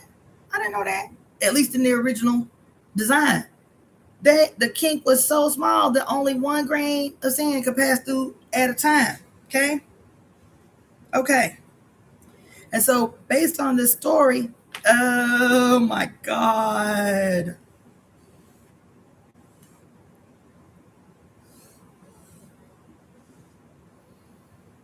Oh man.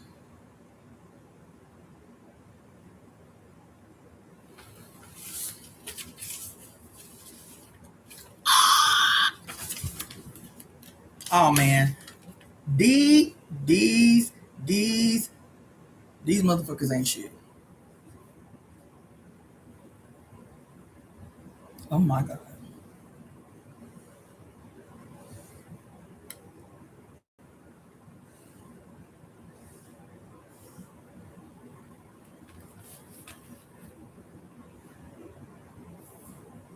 Yeah. Oh my head is too much. It's too much. It's too much. It's too much. It's too much. It's too much. It's too much.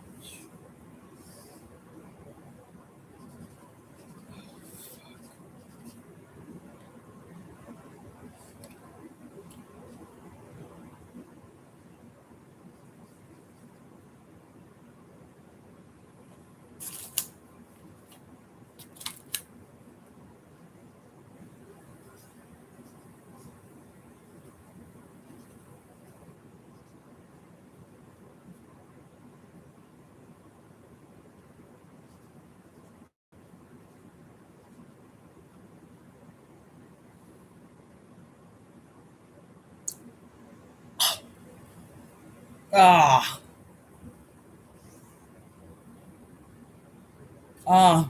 Let me tell y'all something. Let me go ahead and finish up this analogy with the goddamn zygote because I'm fucked up right now. Listen. So little zygote, I was talking about the ren and the do. All right. So the little zygote, you return to a single cell organism. How did you become a single cell organism in this scenario? Anybody remember how you become a single cell organism in this scenario? Your ass got a mama and a daddy. That's how you became a single cell organism. So remember I was talking about oh my God, it's too much. Remember I was talking about oh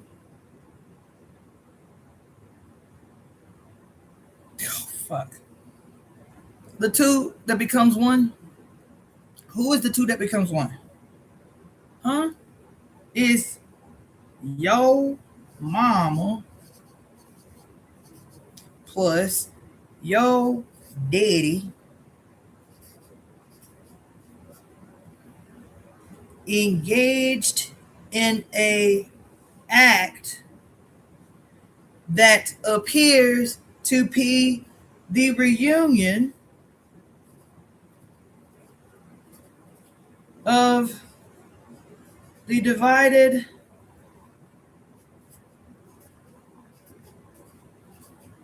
androgyne. Goddamn. Right?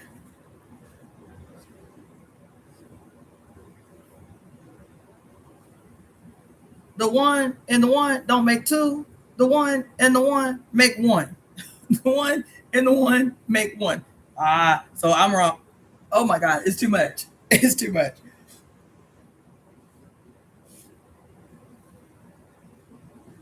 And when the one and the one come together, the two that become one, who is the one? The one is this little baby zygote. The two that become one, right here. And I put plus. You see?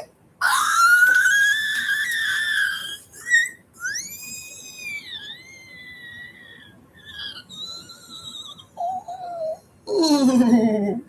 Mm. Mm-mm. Mm-mm.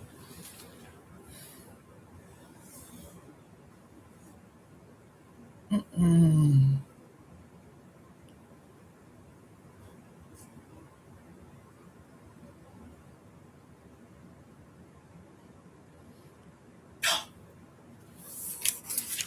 You see?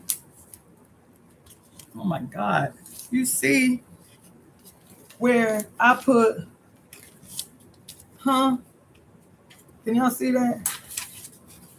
I got to do it where both y'all can see. Where I put mama plus daddy, the two that becomes one. And then I was like, oh no, it can't be plus because 1 plus 1 equals 2. It's got to be mama times, what's times? X. What's times? X. What's times? X. Mama times daddy. So 1 times 1 equals 1. 1 times 1 equals 1. The two become one, but they are two divine androgyny. Remember this whole thing I was telling y'all about the divine androgyny and how we all are the divine androgyny. That's not metaphysics, bitch. That's not mythology. That's not philosophy, bitch. That's science. We all are the divine androgyny. We all have testosterone. We all produce estrogen. We all produce progesterone. We are not only in the chemical presentation of quote masculine and feminine do we all possess the same thing, just in different balances. Not only that, we also have yin, feminine, and yang, masculine attributes to every organ system. Don't we have that? Don't we have that? Don't we have yin organs and yang organs? Divine androgyny. Don't we have that? Don't we have our yin brain and our yang brain? Don't we have that? Don't we have our yang consciousness in our yin subconscious? Don't we have that? Don't we have a left side of the body and a right side of the body as pictured in this image of the divine androgyny as Kali? Kali and her consort Shiva, her son, lover Shiva, where one half of her body is presented as feminine and one half of her body is presented as masculine. Don't we have that? We all each are the one, the divine androgyny. And when we come together specifically in heterosexual union with the propensity to generate another earth, oh my God, to create another world. Isn't that the etymology that we learned up on here on what's his name? On what's his name? Whatever his name is. Up on here, up on this internet. Didn't we search the etymology for the word world, which meant what? Anybody remember what the word world means? it don't mean earth, bitch. So don't. It don't mean earth. As a matter of fact, the etymology says most definitely not to be confused with earth. Isn't that what world said? World literally translated to age of man.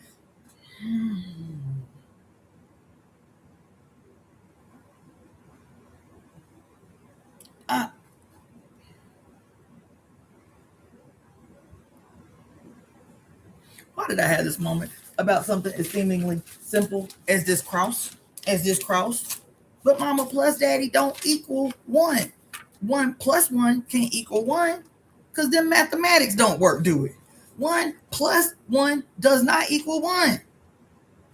1 times 1 equals 1. The two ones that come together as the divine androgyne, when you are having heterosexual intercourse for the purpose, whether you know that is your purpose or not. Now, I'm not getting into sexual politics or gender politics. I am talking about the politics of reproduction.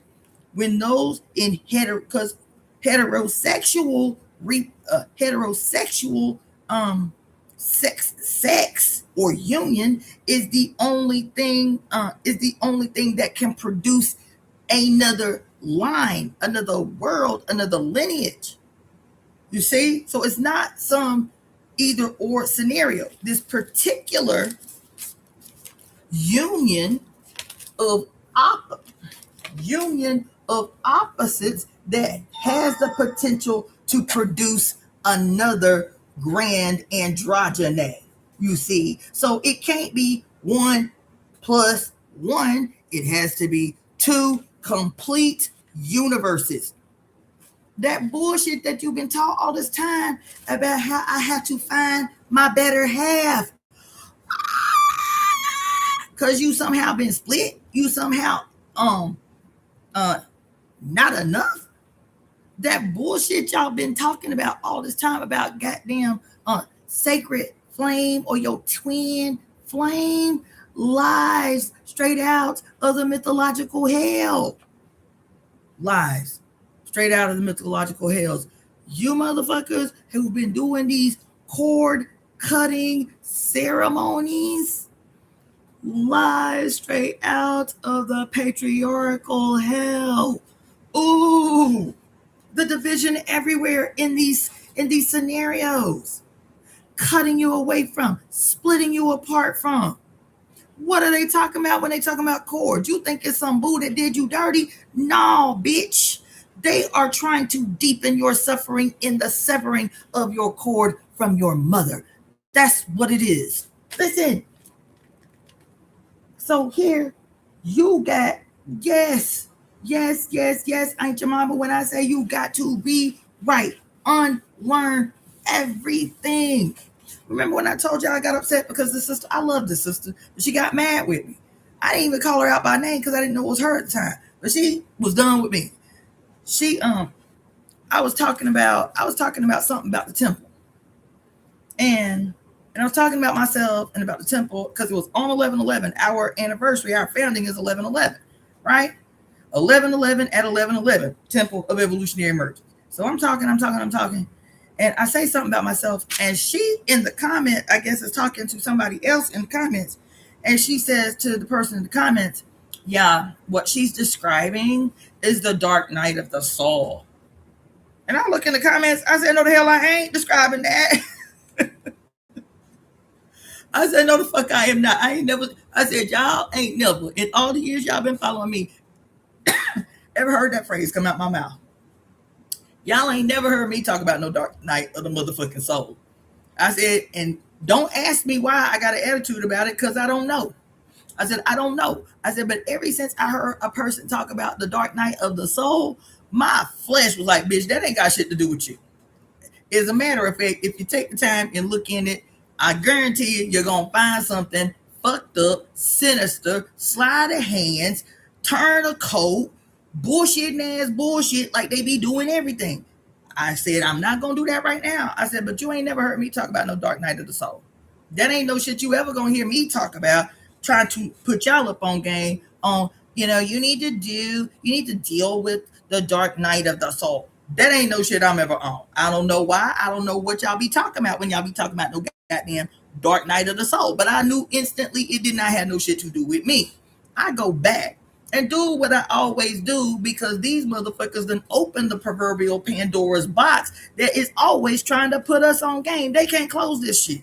That's why they trying to clean up this damn internet right now because they like, these motherfuckers know too much. In the 2.2 seconds that it took me to search the dark night of the soul, so I could understand why I had an attitude. Why I had an attitude about the dark night of the goddamn soul. Search everything before you assume it's some shit that applies to you.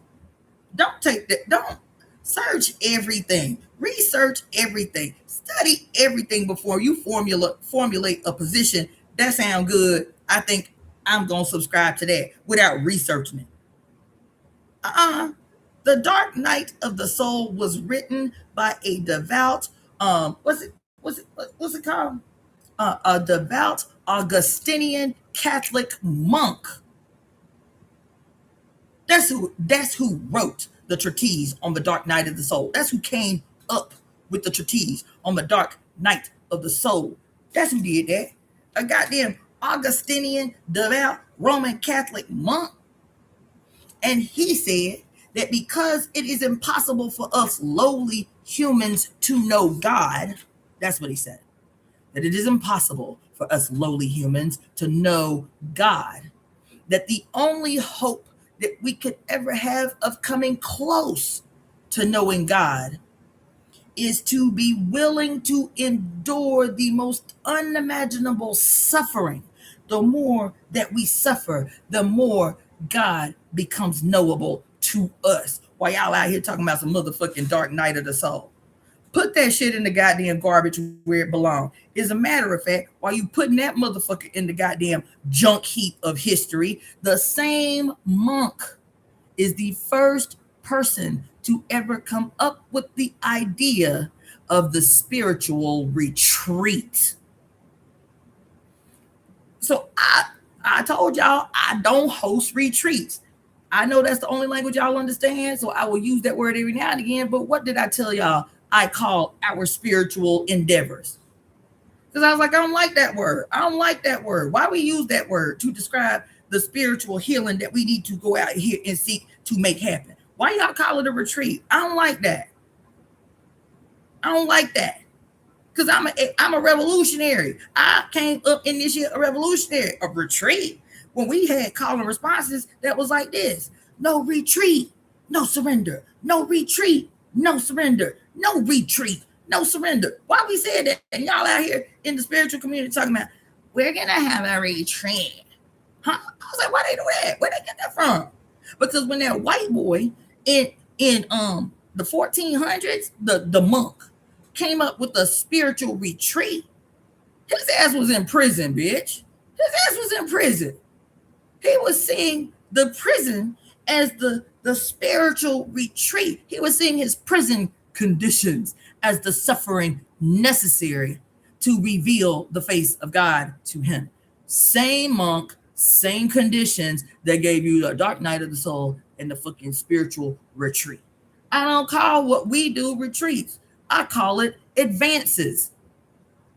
Why? Because what does it mean to advance? When you in a fucking war, bitch, because that's what we in. What does it mean to advance when you in a war? You in a war and your ass always talking about retreating. We're going to go on a spiritual retreat. We're going to go on a spiritual retreat. No, the fuck you ain't. You surrendering. You ain't even retreating. You surrendering to your fucking enemy. That's what you doing. If you going to be about some real spiritual gangster shit, you need to be advancing on your enemy and not giving that motherfucker a moment to breathe. Advancing. Staging the contest. Putting forward the motherfucking opposition. Developing. Who out here is motherfucking football, like into football and shit? Y'all know the game of football. Why y'all be acting brand new? Y'all know the game of basketball. Why y'all be acting brand new? You don't give your goddamn opponent no break, no time to take a breath, get a drink of water so he can power the fuck back up and commence to kicking your ass. The fuck y'all learn that shit from? Spiritual retreat, my ass. If y'all going on a spiritual retreat, y'all motherfuckers better be up in there plotting and scheming. What the football players do before they go out on the field? Don't they have a huddle inside the locker room where the goddamn coach have a big old board with some chalk and shit and be talking about this our goddamn strategy right here. We ain't gonna get these motherfuckers a break. You big niggas, the offensive team, y'all front and center this play. Y'all chase these motherfuckers down. Y'all advance on these motherfuckers. Don't give them no break. Break a nigga leg if you need to. I don't know football language, but I'm telling you, this is what we have to be doing. Our spirituality has to inform us of this. How'd I get on this shit? And so, here.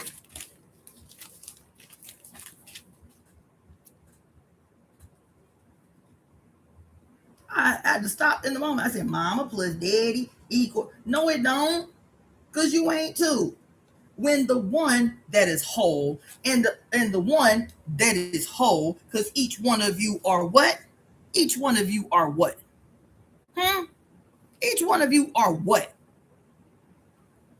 It ain't a trick question.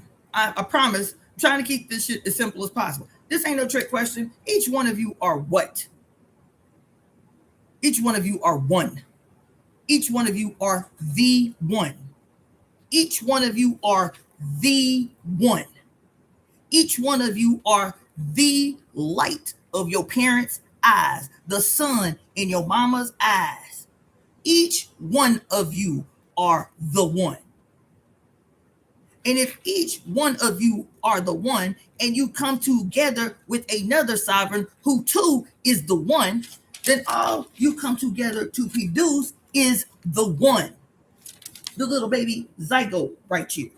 This little zygote is a personification of what has just happened. You are the one, the grand androgyne. Your baby daddy is the one, the grand androgyne, and the two androgyne come together to produce, guess what?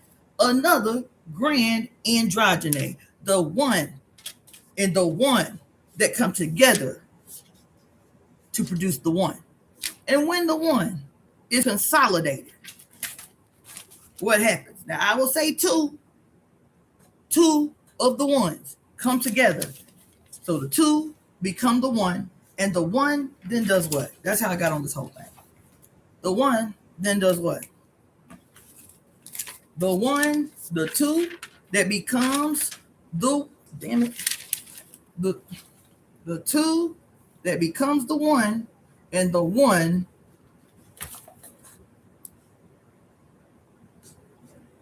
that becomes the two.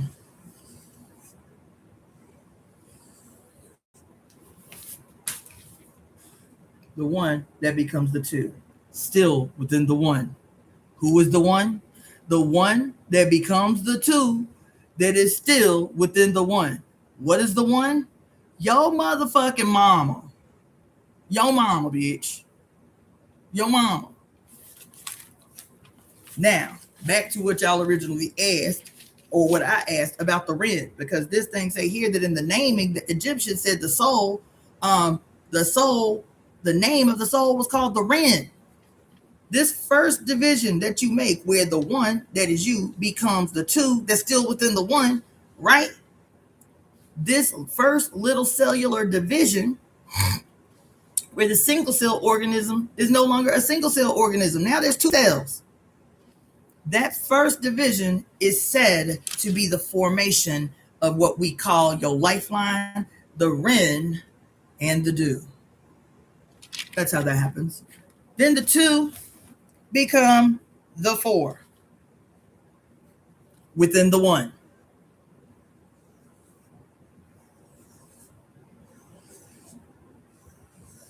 This is gonna fuck y'all up. Then the two, which forms that first meridian or that first channel, the Ren and the Do. The front of the channel is called the Ren. The back of the channel is called the Do. It's still one channel, right? So that first division gives you your first channel. And then that second division gives you your second channel, because the two become four. That channel that forms that cross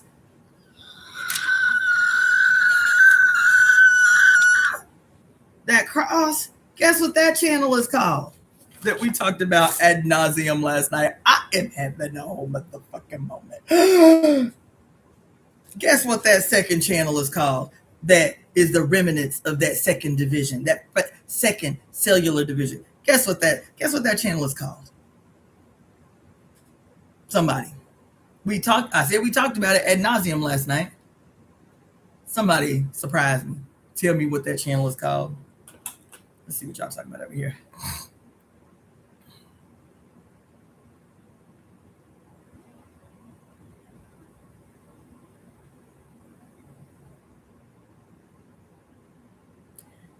That second cellular division, where the 2 becomes 4, that second meridian that is formed, in Chinese, it's called the Chang.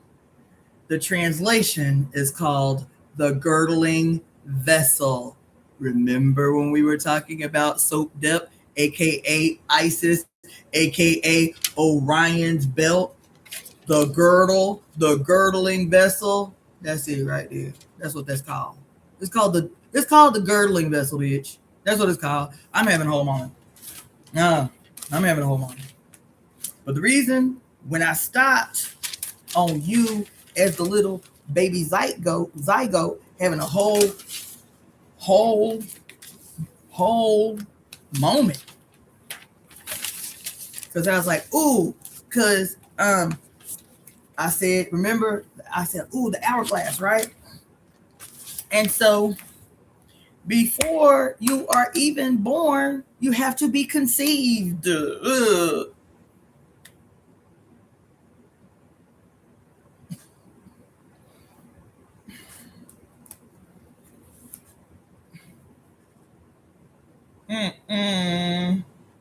These motherfuckers are filthy.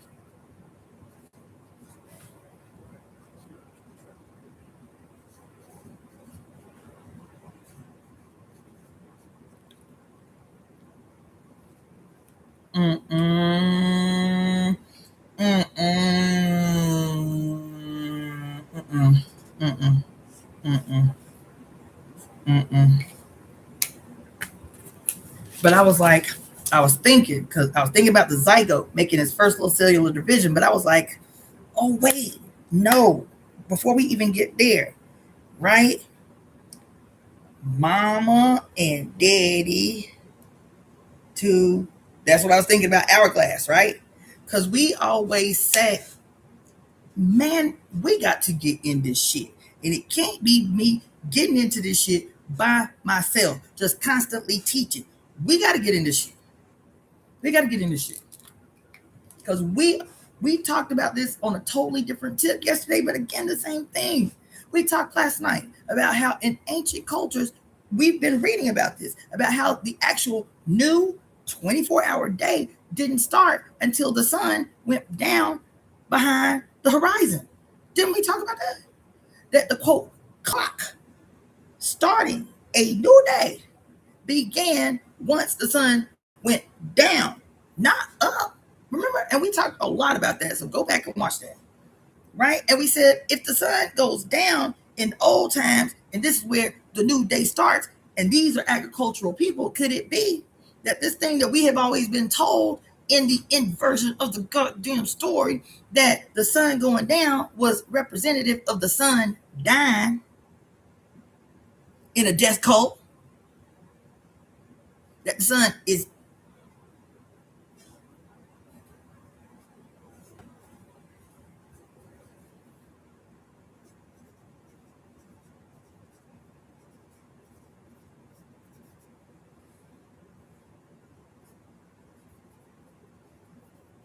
God.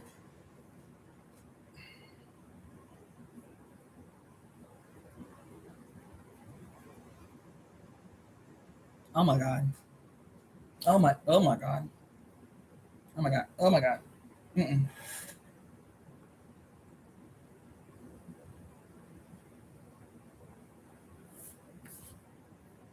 Mm-mm.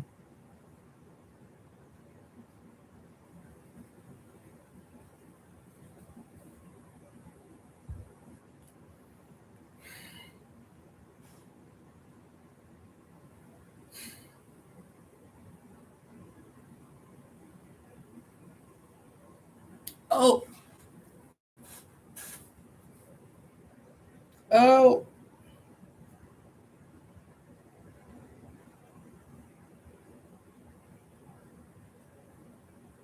Oh my God.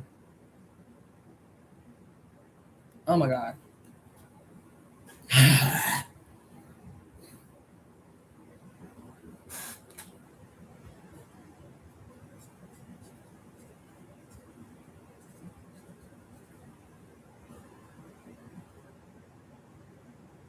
Mm.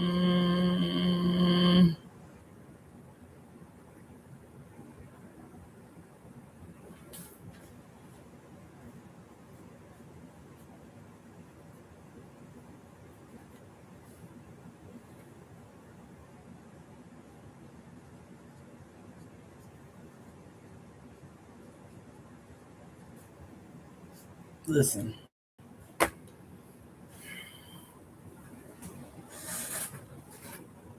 It's too much.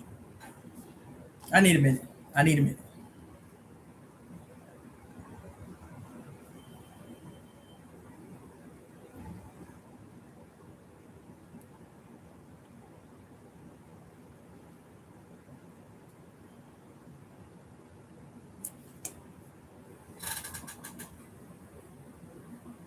I need a minute.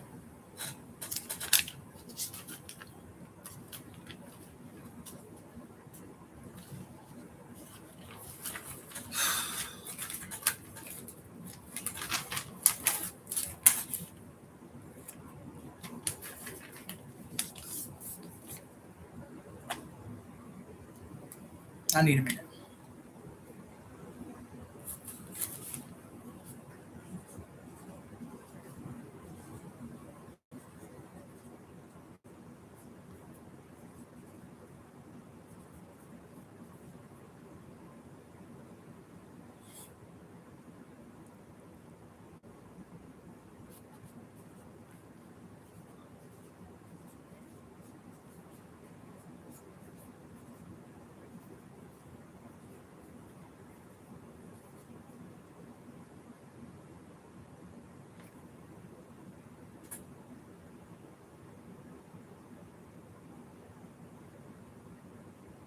Yes, yes, yes, Aunt Jemima. I remember that.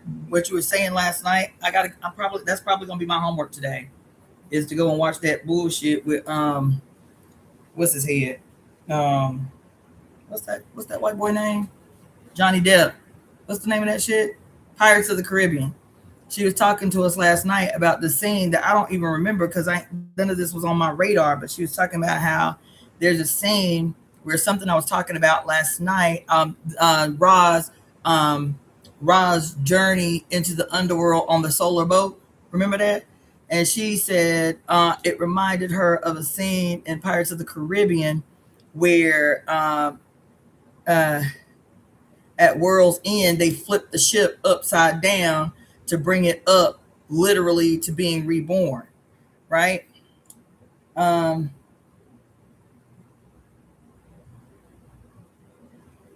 and then Primal She, girl, listen, why y'all stay fucking up my head? Okay. Primal She said, and she ain't wrong. Oh my God.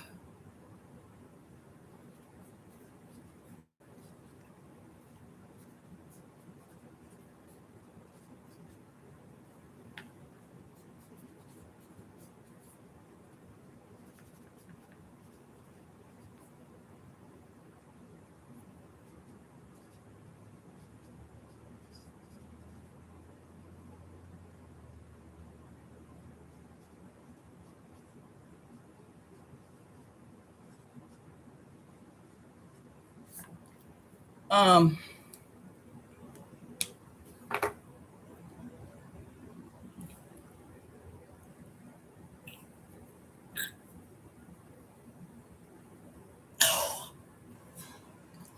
uh,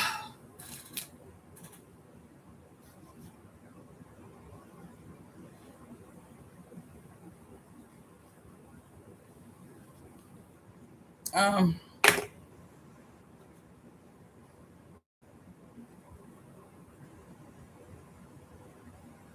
I'm gonna stop right there.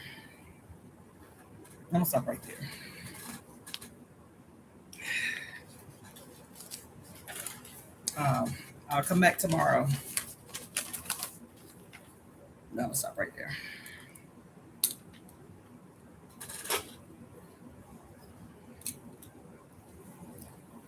Yeah. So yeah, I'm gonna stop right there. Because over the last 2 days I did 2 7-hour lives, and yeah, I need to stop right there. Y'all wouldn't sit in church for 7 hours, so I'm not gonna conduct church for 7 hours. So I need some time to reflect on some of this shit.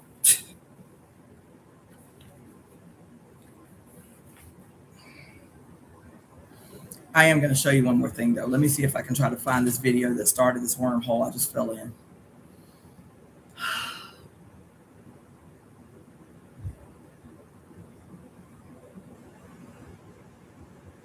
Yeah, let me see if I can find. Just give me a second. Let me see if I can find this video.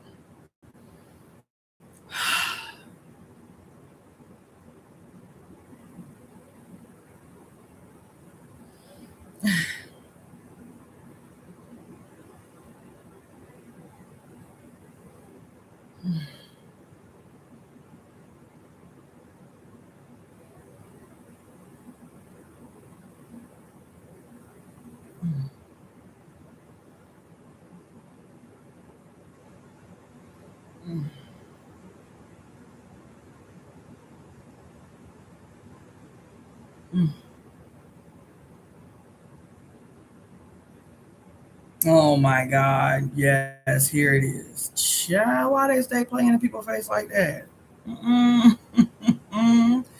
Child, why do they stay playing? Oh my God! Damn.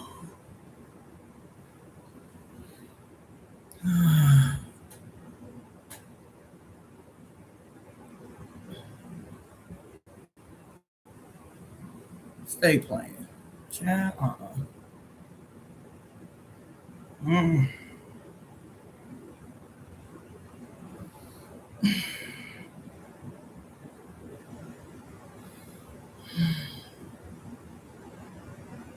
Come on. All right. I found it. This whole fucking wormhole that I just descended into. This is the video I intended to show you before I descended into that wormhole. And when I say that these malignant, inverted, afflicted, foul, fucked uped motherfuckers are so confident that they have got the drop on you that they can play right in your face and still think you won't see. That's why I teach you what I teach you. Because you need to call up your rage, baby. You need, and you can't call up your rage in the right way if you do not know what has been done. If you cannot see what they play in your face with, you cannot call up the right amount of rage, bitch.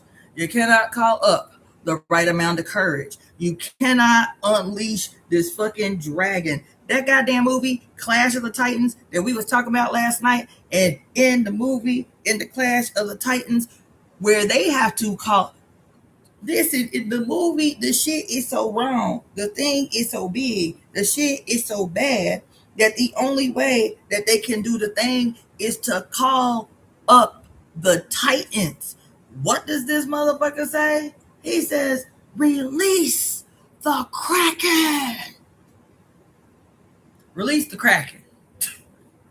Like, it's too big for this shit we at right now. We got to release the Kraken. What does the Kraken look like? Now, in the original Clash of the Titans, in the old school claymation Clash of the Titans, the Kraken looked like a nigger. The Kraken looked like one of us. He brown skinned it. He got big ass lips. I'm not even being funny. he cock what we call cock strong. He cock strong. He looked just like a nigga with some extra arms. But when you Google the Kraken, early images of the Kraken that sailors and pirates would draw when they say they saw the Kraken, it looked like the Hydra. It looked like a 7-headed dragon. Who is the 7-headed dragon? The Hydra, the Kraken, the she with the serpents, Medusa all over her head. They all the same person. Who is that? The Nagas in the Hindu tradition, the 7 cobra. Who is that? Who is that? Huh? Who is the Nagas? Who is the Kraken? Who is Medusa? Who is the Hydra? Bitch, that's you. Always been you. It is the illuminated. It is the enlightened. It is all 7 of your centers unleashed. All 7 of them, not just the crown. All 7 of them unblocked, unblinded, wide open to release your giant self. To release your giant self that can wreck and at the same time rectify all this shit. The Nagas has always been you. The Hydra has always been you. As a matter of fact, the metaphor in the story Hercules, where he has to fight the 7-headed Hydra, and the little Pan guy, the little horny goat man, tells him, stop cutting the head off that bitch. Don't you know you just gonna make her stronger? I'm paraphrasing, of course, because he, in his wild, blind, hot-headed self, just commits to cutting off heads. Yeah, I'm doing this. I'm doing this. Look, I'm doing it. Like a little kid. Look, I'm doing it. I'm wrecking everything. I'm doing it. And the little horny goat man was like, damn, man, why you keep cutting off them heads? He was like, what you talking about? He's like, don't you know what a Hydra is, bitch? He said, for everyone you cut off, 2 return. I am through. I gotta be through with this shit.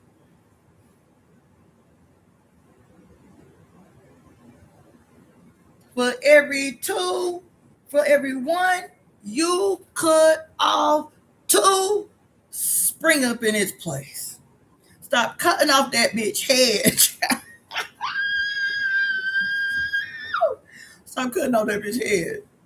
For you destroy our mission. This is Hercules now. This is the sun solar hero now. And Pan is the perverted servant of the mother, now in service to the Godhead, Zeus. And so Pan is like, bruh, we got some shit we trying to pull off, and you fucking up the mission, cutting off this bitch head, thinking she dead. That's you, bitch. Cutting off this bitch head, thinking she won't remember. That's you, bitch. Can you stop cutting off this bitch head? You is fucking up the program. You fucking up the program. And do you know how he thinks he is victorious in defeating the 7-headed Hydra? He's got to stab her in the heart. That's the only way he can kill her. He got to stab her in the heart. The symbolism is pervasive. It's so everywhere. It's like the air we breathe. It's like the air we breathe. It's so pervasive that it's everywhere. Let me show you this video, because this is the video that's got me on the shit that I'm on right now with Shango and Obatala and Oshosi and Ogod. And I'm like, oh shit, I just saw this video about Kemet today. Oh shit. Let me show you this video. Because I was up in here. I was up in here pissed the fuck off. I'll be honest. It was awesome. But at the same time, I was like, these rotten motherfuckers. They really be playing us. Let me show you this video.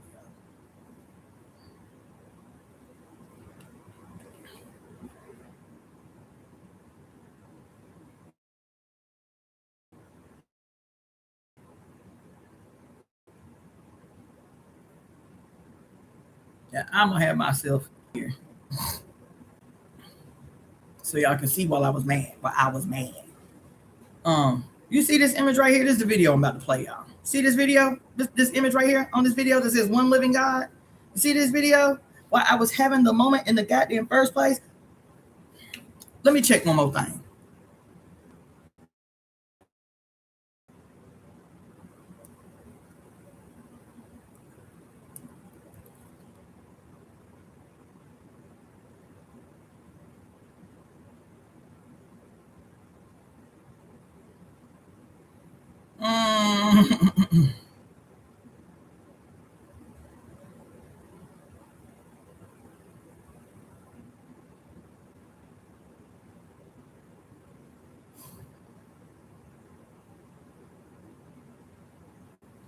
Yeah. Let me tell you something. So this image right here,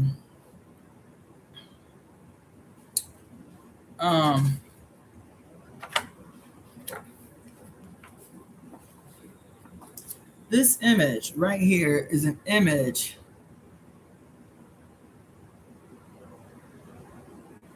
of a pharaoh. Let me figure out how to spell this dude's name. All right.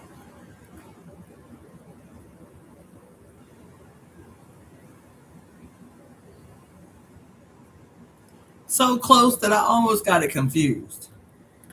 Remember how much time we spent talking about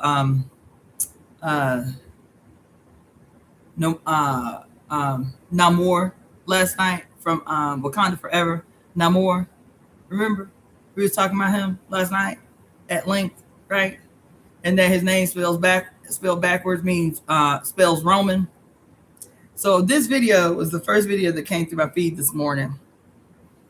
And then the dude said the name of the pharaoh. I was like, what he said his name was? Because I thought he said Namor. I said, wait, what? It's close though. That's why I had to check. The name of this pharaoh. But I'm gonna tell you how they be playing in your face. Let me write this in the chat so I don't forget either. We spent all this time last night talking about Namor in the movie Wakanda Forever, and how Namor, he was told by the priest that his name means no love, right? And I was like, what? And I'm looking at it, I said, that shit spelled Roman backwards, literally. Namor spells Roman backwards. I was like, is they playing in our face? Because I don't never take nothing for granted. Don't nothing sound too crazy for me because they stay playing in our face. So I said, damn, did they do that on purpose? Namor what was his mission? What was Namor's mission? He was trying to unite the two sovereigns who were godlike in the advancement of their technology. He in the world below, and the Wakandans in they bubble kingdom. It was invisible to the outside world. He said, look, we got the same power. Our power comes from the same motherfucking source. I'm tripping.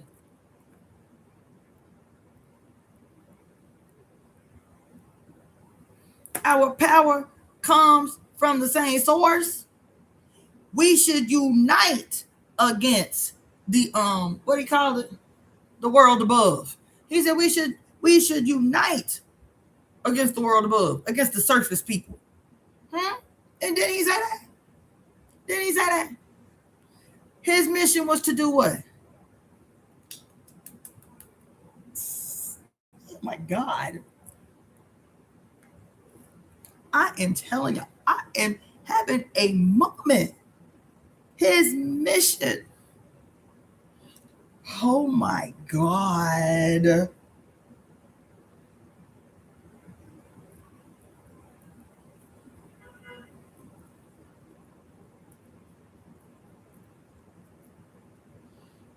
But I'm telling y'all, our mother has something to say to us. Namor in Wakanda forever, child. His mission was simple.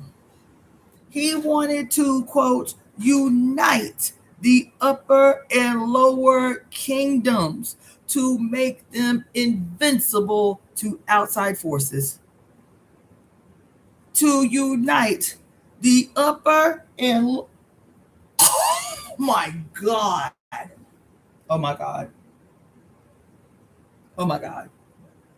Oh my God. Oh my God. Oh shit. I need a moment. I need a moment. I need a moment. I need a moment. I need a moment.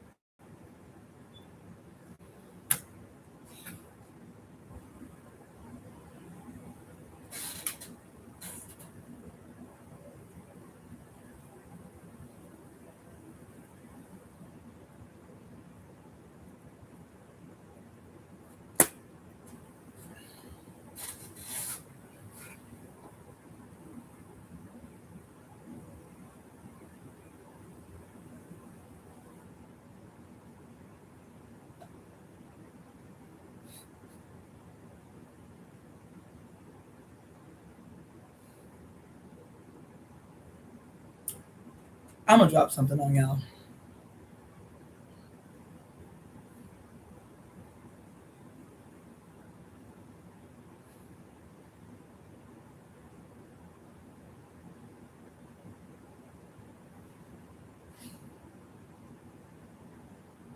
Remember, it was about 2 months ago. I think it was around the solstice, as a matter of fact. And I asked the question. I think I made it the title of one of the videos. I think I did. I think the title was, what if every story was about you?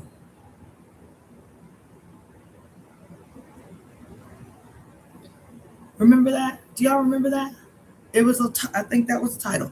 What, or it was either what if every story was about you, or assume that every story is about you.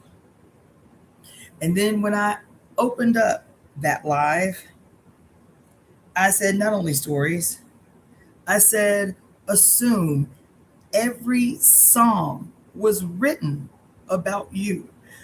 Assume every fairy tale ever written was about you.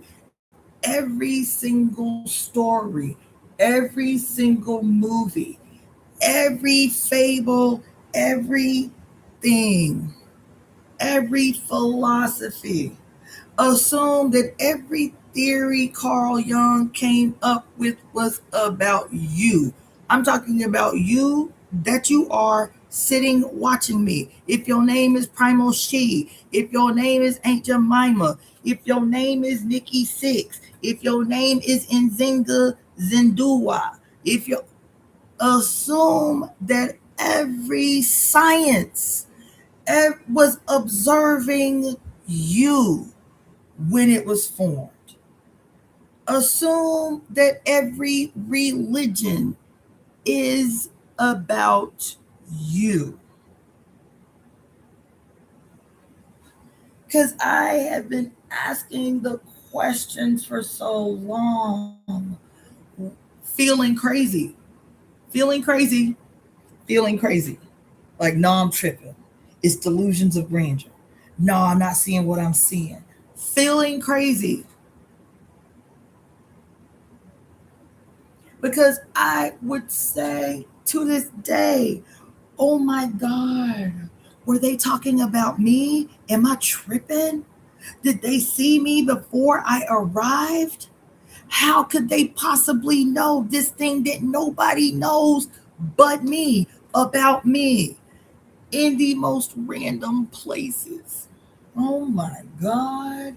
But I'm not tripping because it is so that every story that has ever been told is about me, Cassandra Faye Floyd, born to Jacqueline Jeanette Floyd and Stephen Ray Floyd, the two lions that preceded me while I was in the chariot, my mama's womb. Both my parents are Leos. I was like, God damn, how I never seen this before, because I ain't never studied Leo like this until preparing for this full moon that I just talked to y'all about this past Wednesday. I was like, oh my God, is this me? Am I the queen, the Virgo? Because that's what the story was talking about, the Virgo. The Isis, the Hathor, the Sodet, that was preceded by two lions in a chariot. What's the chariot? What did I tell you the etymology for the chariot is? Your mama's belly, your mama's uterus. I said, oh my God, is this story about me? Am I tripping? Am I tripping? No, I'm not tripping, because guess what? What you talking about? Because guess what? Namor's mission as the psychopomp under the mother, because Namor was the psychopomp under the mother, bitch. Remember that I've been telling y'all for the last 3 days that any psychopomp in any tradition under the father god, patriarchal inversion of these stories, is a purveyor of death. He is an announcer of death. He is a messenger, a harbinger of death. But under the mother, the psychopomp is what? Is announcing the coming of life, the coming of the new world. What's the new world? You, bitch. Every time a woman gives birth, a new world is born. A new world is born. A new earth is born. A new earth is born. So the psychopomp under the mother is about, what did he say his mission was? That both our power, we in the underworld and you in the world above, both of our power comes from the same source. That's what he said. And his mission was to unite the upper and lower kingdom. My whole body is burning. I want to unite the upper and lower kingdom because the source of our power is the same. And it is only when we are united that we can ensure that the malignancy that appears to be the world above cannot destroy us. There's a reason. I had an attitude last night. I said, isn't it interesting that they made the little black girl genius who created the little instrument that can help the white people look for what's that? It's not vibranium. Is it vibranium? It is vibranium. I said, isn't it interesting that according to Stan Lee, all the non-magical humans, all the humans, all the people who ain't mutants, they the white world. That's what Stan Lee said. They the white world. And all of the mutants represent black folks in the divisions among us black folks. That's what Stan Lee said. That's not me. Stan Lee said that the X-Men represented the split in the black movement, represented by Martin Luther King, Xavier. I'm telling you, this is not me in an interpretation. I'm telling you this is what this cracker said. That Xavier and his crew represented Martin Luther King in the civil rights movement. That's what that cracker said. And he, quote, was a supporter of the civil rights movement. And so the reason that the mutants who represent Malcolm X And the Black Power movement was the bad mutants because Stan Lee was a supporter of the civil rights movement, and all the mutants was the niggas. And the good guys versus the bad guys among the niggas from the white human perspective. These the good guys and bad guys among the niggas. And so but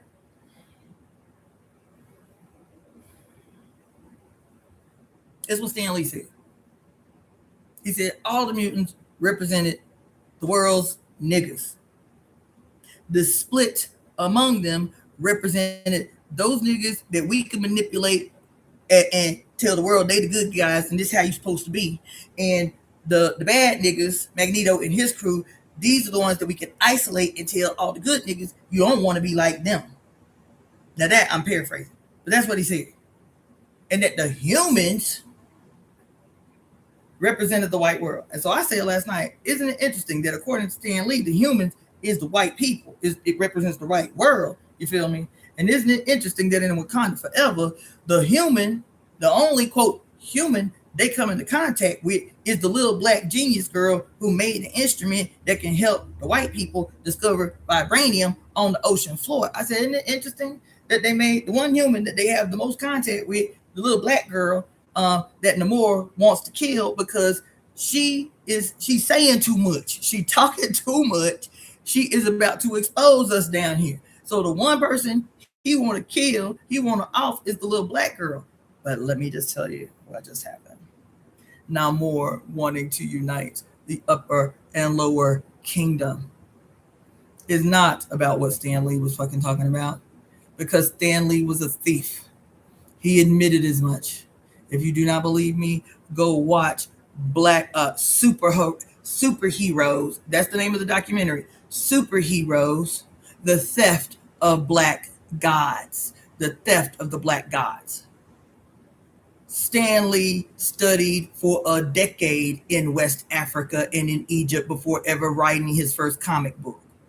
So he takes, like white folks do, take the story, learn the story in and out, invert the story, pervert the story, then feed it back to the world. So we say, I'm up in here mad because I'm like, why, if he say that the humans is the white people, why he make the little black girl the genius that Namor want to kill? You know why? Because Namor is the good guy in this show. He is. The little black girl, though, I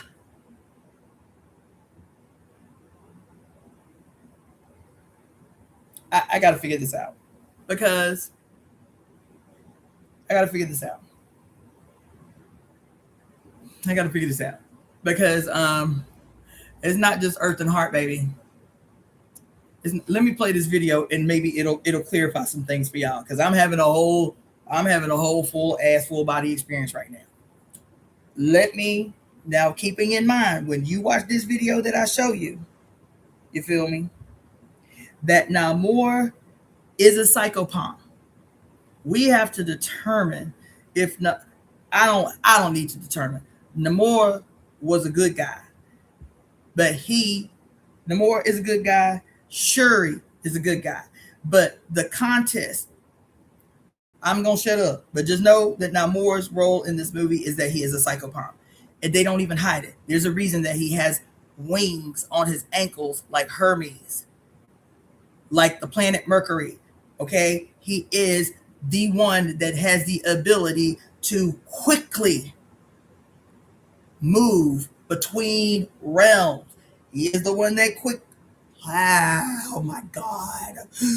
He is the one that quickly has the ability to move between realms. His personification is going to always be based on who the ruling Godhead is. Oh my God. God. Any psychopomp's presentation and mission is going to be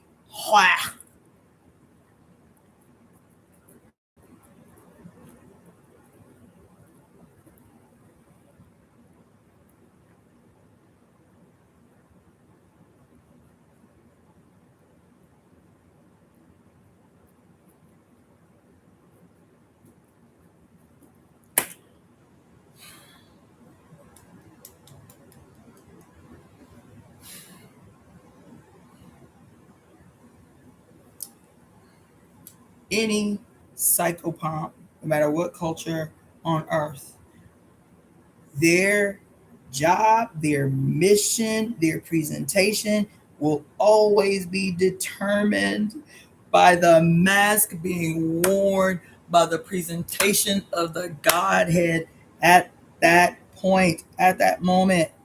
So now more. Let me play this video.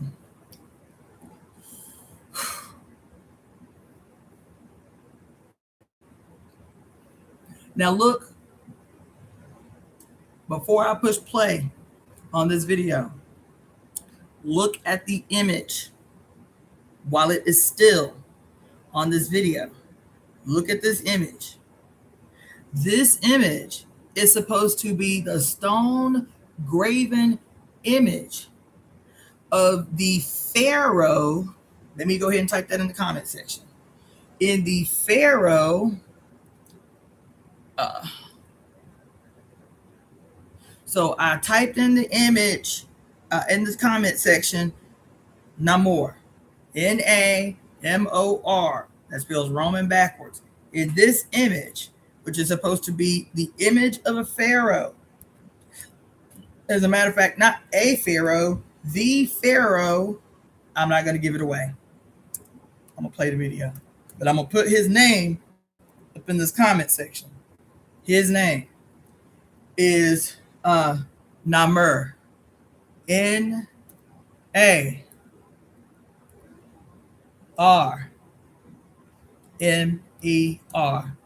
Namur. Namur. That's his name. Namur. That's him in this still image.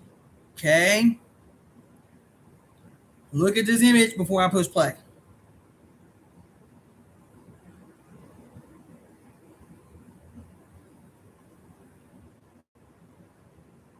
I ain't gonna say nothing. I'll do the big reveal if you don't see it.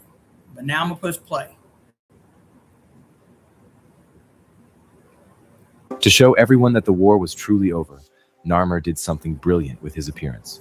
He took the white crown of the south and the red crown of the north and physically joined them together into a single layered headpiece.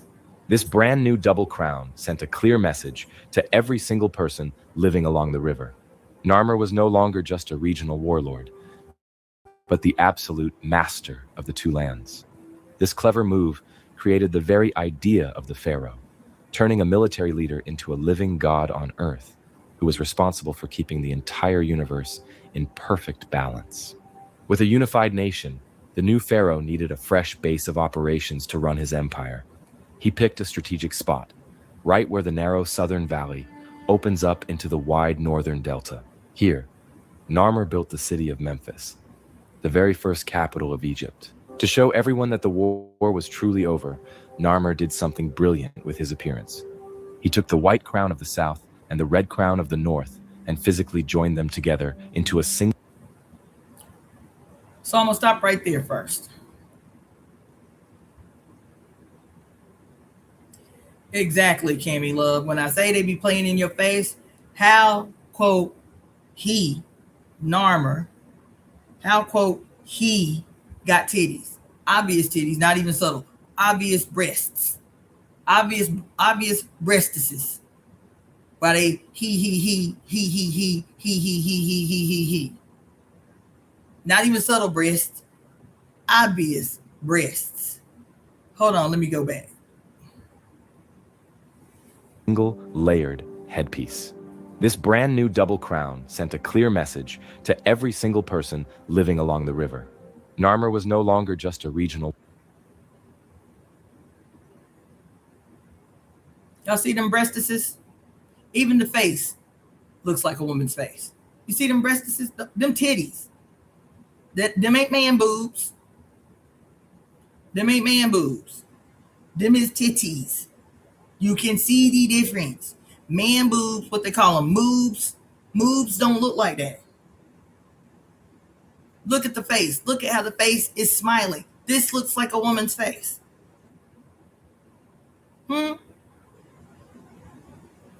Two crowns, one living God. Let me continue. Absolute master of the two lands. This clever move created the very idea of the pharaoh, turning a military leader into a living god on earth, who was responsible for keeping the entire universe in perfect balance. A pharaoh who was responsible for keeping the entire universe in perfect balance?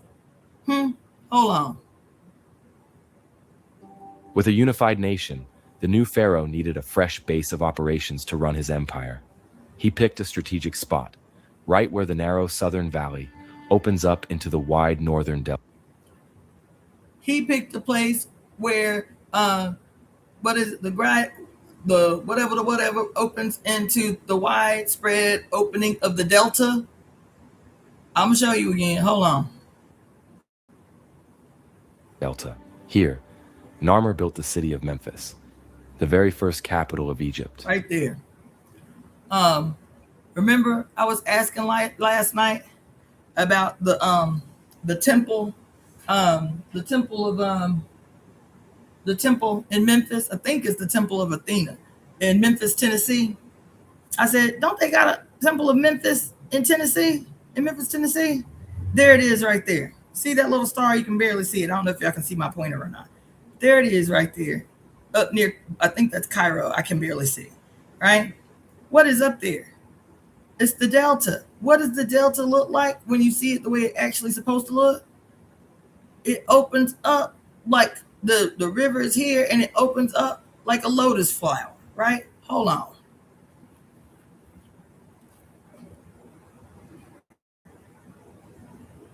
To show everyone that the war was truly over, Narmer did something brilliant with his appearance. He took the white crown of the south.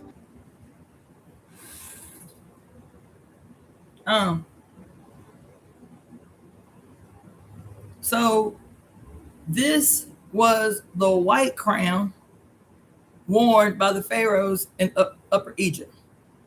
This was the red crown worn by the pharaohs in Upper Egypt. When Narmer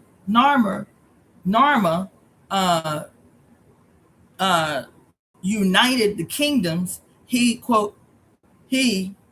in exclamation points, I mean, in, what you call it, quotations, joined the crown of Upper and Lower Egypt to signify the true unification of Upper and Lower Egypt and the end of the period of war. And the red crown of the north, and physically joined them together into a single layered headpiece. This brand new double crown sent a clear message to every single person living along the river.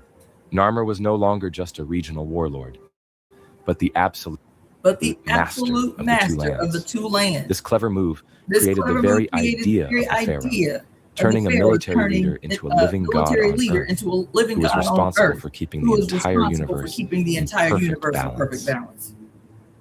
With a unified nation.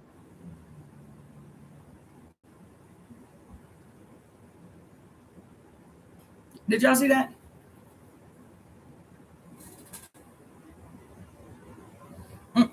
It's deeper than that, Daniela. It's deeper than that. Let me see if I can find you a picture.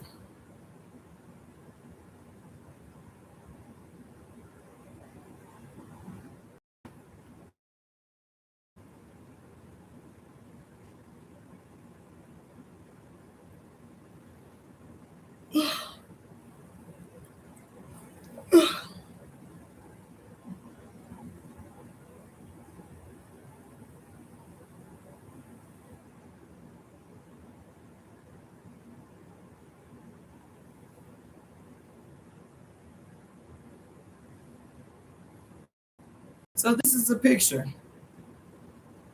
of Narmer, right? Supposedly 3150 BC to 3050 BC. These are some of the tap. Listen.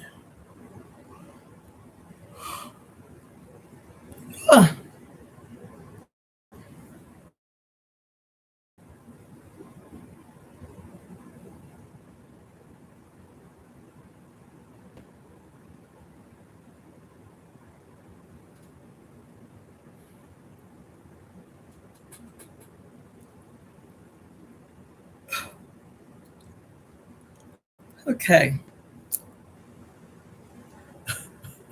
When I say they be playing, what does the word Namer mean? It may mean painful catfish, stinging catfish, harsh catfish, fierce catfish, was the ancient Egyptian king of the early dynastic period whose reign began at the end of the 4th millennia BC. He is believed to have been the successor of the proto dynastic king Ka. What? Many scholars do this and that. Bullshit, bullshit, bullshit, bullshit, bullshit, bullshit, bullshit, bullshit, bullshit. Okay. Catfish, catfish, catfish, catfish, catfish. For real though? Hold on.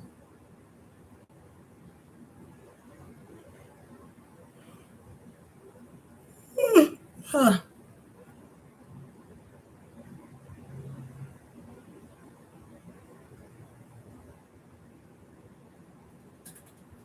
Mm.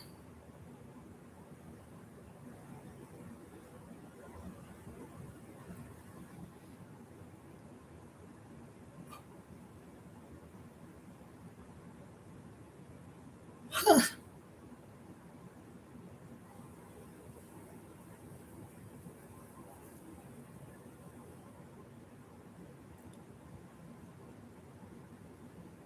I Yep. I'm not gonna go that deep into that, but the reason I said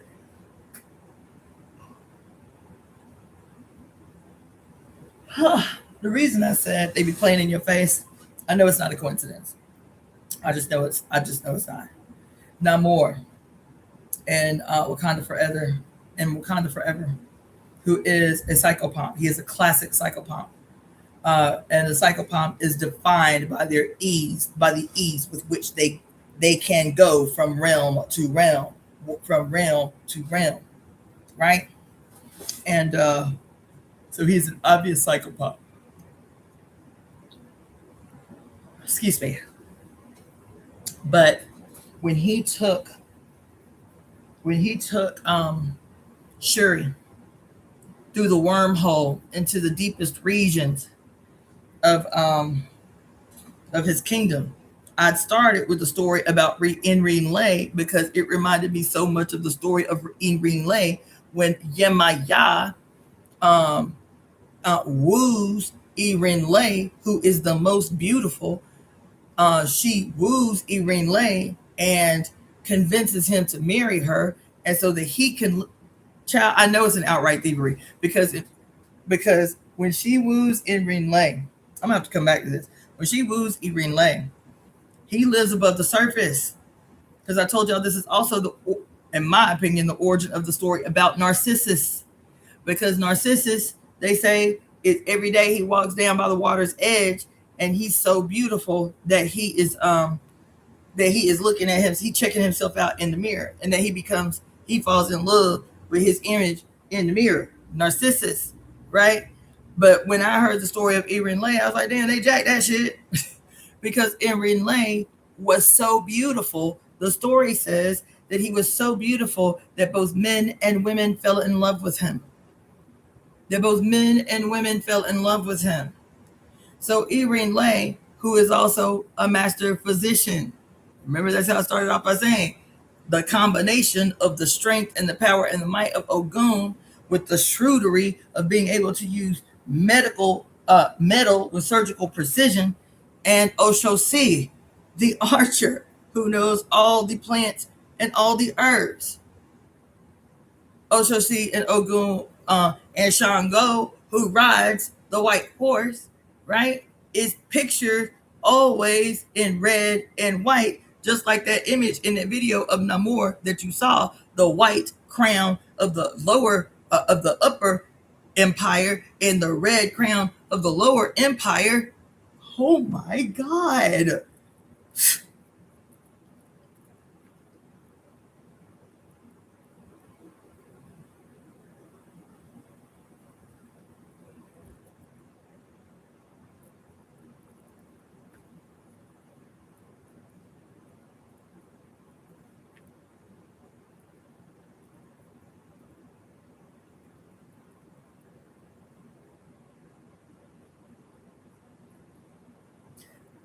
I'm having a minute.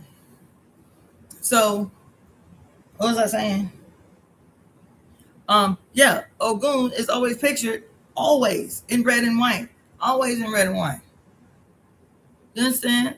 And I was like, oh my God, I got to show y'all this video. But before I show y'all this video, let me tell y'all about Irene Lane. Because Irene Lane, who is a combination of attributes of all three of them, Ogun, Oshosi, and Shango. But the story, because I was talking about Namor, I was like, let me tell you, they be playing in your face. They be stealing your stick. They be watching black folks. Because in the story of Irene Lane, guess what happens? Where he is going down by the river every day, by the ocean every day, and everybody saying the same thing about him. Like, damn, that nigga cute, but like he ain't all that. Why he always looking at himself in the reflection of the water? But they did not know, because from afar they just see him looking in the water. Like, okay, nigga, you cute, but like you ain't all that. He is looking in the water because every day Yemaya is coming to the surface to speak to him. They are falling in love. They courting. She lives in the world below. He lives in the world above. And she's like, then he's fine. Like, I need to get next to him. So she comes up one day when she sees him by the river, and they begin to speak every day. But from the passerbyers, it looks like he is looking at himself like, I look good today. Like you see Oshun doing the same thing. Like you see Yemaya. And so they talking every day. And one day Yemaya was like, look, I want you to be my baby daddy. I want us to get married. He was like, all right, bet. I'm coming with you. But I am on the surface. I can't breathe underwater, bitch. How we gonna rectify this shit? She said, I got you. And she kisses him. They say she kisses him, and it forms a film over his face that allows him to breathe underwater. And just last night we were talking about, totally unrelated, seemingly, but how Namor took Shuri down to the deep secrets of the underworld, where Namor is the only one that needs no protection. All of his people that live down there have this little bubble film.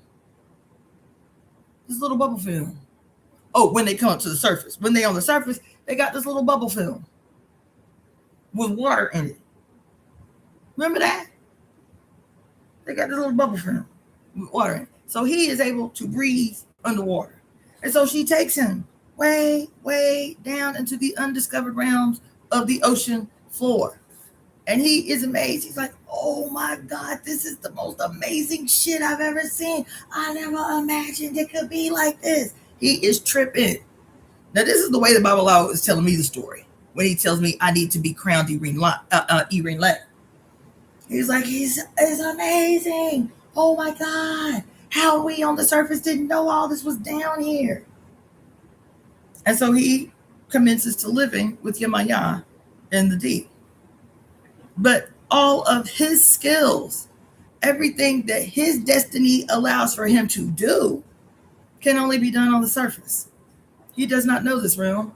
He cannot use anything in this realm. He cannot help anybody in this realm. So after some time, he gets depressed because all he can do is exist down here. He can't be of no use to nobody down there. He gets really depressed. And he tells Yemaya, he's like, I love you. That ain't never gonna change. I love you. And this shit is amazing down here. But this isn't my destiny. This ain't what I came to Earth to do. I can't do shit down here. He's like, I gotta go back to the surface. I gotta go back where I'm needed. And she's like, I understand. I'm sad, but I understand. And so she swims him to the surface of the ocean. And when they get to the surface, she says, before we part ways, can you do me a favor? Can I have one last kiss? And he said, yeah, you can have one last kiss. And when she kisses him, she bites out his tongue. And he looks dismayed. He's like, oh, he can't talk no more. Like, why you did this? I love you. Why you did this? She says, I love you. But I cannot afford for anyone to reveal the secrets of the deep. I can't afford for nobody to know what we got going on down here. I'm sorry. I love you. And from that day till forever, Enrile was still a master healer, but he could no longer communicate. He could no longer speak. So when I'm telling y'all the story about Namor last night, and I started having this pit fit, I said, they stole this shit from black folks. I said, they stole this story from black folks. Literally verbatim. How Namor in reverse, because Namor is the role of Yemaya now. How Namor gonna tell Shuri who he showed respect and reverence for? He had the women in his kingdom address her and adorn her like the sovereign that she was. That's what he did. Feed her like the sovereign that she was. He said, I feel like I may have come off too brutish in the beginning. He said, but I'm convinced that if I show you what it is we have at stake down here, you will understand why the scientists can't live. So he takes Shuri, adorned like the queen that she is. No, she's a princess at that point because her mama ain't died yet. Like the princess that she is, and then takes her through a wormhole into the deep, deep reaches of the never the regions of the ocean. And she is laughing and smiling because she sees the same thing that she sees in her own people. Babies, women pregnant, people playing whatever kind of ball, Azteca, Mayan people be playing that ball, that kickball thing they be playing. That's real gangster. You know what I'm saying? Right? See people, doing their laundry and cooking and shit. And she's laughing and smiling. She's like, this is amazing. This is amazing. This is amazing. And so when he takes her into this area where she can come out of her little costume that preserves her life down there, he tells her the story of who he is and how he came to be. That he is an ancient who was there when first contact was made. He even gives his most beloved trinket, the last thing his mother gave him before she died. He gives the bracelet to her to say, I'm serious. You even feel, I feel like it. When they talking, you even feel like, is he flirting? Is he catching a vibe? That's how I feel. I was like, oh, this nigga catching a vibe with Shuri, right? And so he says, look, now you see what is at stake. The up above world can never know about what is happening down here because we see what they done did to y'all. They can't even, y'all on the surface with them, and y'all have to shield yourself with a balloon, with a big ass balloon, because y'all like, these niggas crazy out here. They'll destroy the whole goddamn planet if they get a hold of what we got up in here, because they're like wild, reckless, insane children. Just like picture a baby in a Lego kingdom. And the Lego kingdom is built because your ass is a nerdy collector of Legos. You feel me? You done built a whole empire of Legos since you was a teenager. And you and your wife done had a baby. And you done had a boy baby at that. And this baby is discovering his little sea legs, his little proverbial legs. And he sees the Lego empire and he's like, I love it. It's amazing. I want to destroy it because I love it. This is humans, particularly white-skinned, brand Nubian humans. How they can confuse love with destruction. How they can confuse love with possession. How they can confuse love with a desire to become a serial killer. I love it. It's amazing. Why he looks like Godzilla, ransacking the whole shit. They're like, nah, these motherfuckers can't get a hold of this shit. They'll destroy everything and everybody.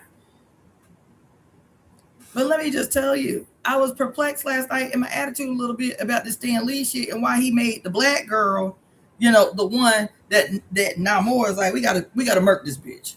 We gotta murk this bitch. But there's a reason, because Stan Lee, I was paying attention to the movie. I wasn't paying attention to the mind of Stan Lee, white-skinned Jew that he is. I was paying attention to the movie, not Stan Lee, the white-skinned psychopomp that he is. Stan Lee in this movie did something so so sinister, barely fucking perceptible. Because I was mad last night. Remember that? I said, why, if Stan Lee's position that the human race represented the white people and all the mutants represented the black people, why he make the one genius human a young, fertile, college age genius that Namor now has to seek out and murk? Why he did that? Because I started out with Killmonger. I said we was rocking with Killmonger. We was rocking with his mission. But the way the white people do it, they got to make you hate who would otherwise be the the protagonist. Killmonger was the protagonist. Killmonger was the protagonist up until the point, because the state cannot afford for you to empathize with the quote villain. So up until the point, the state cannot afford for you to relate to the villain, to relate to the anti-hero, to relate to the antithesis of what they trying to put out. They cannot afford for you to relate to the Antichrist. Killmonger was the Antichrist, bitch. But what had happened was they can't afford for you to empathize with Killmonger. So what is it that they know they can always do that will instantly turn any man into a villain?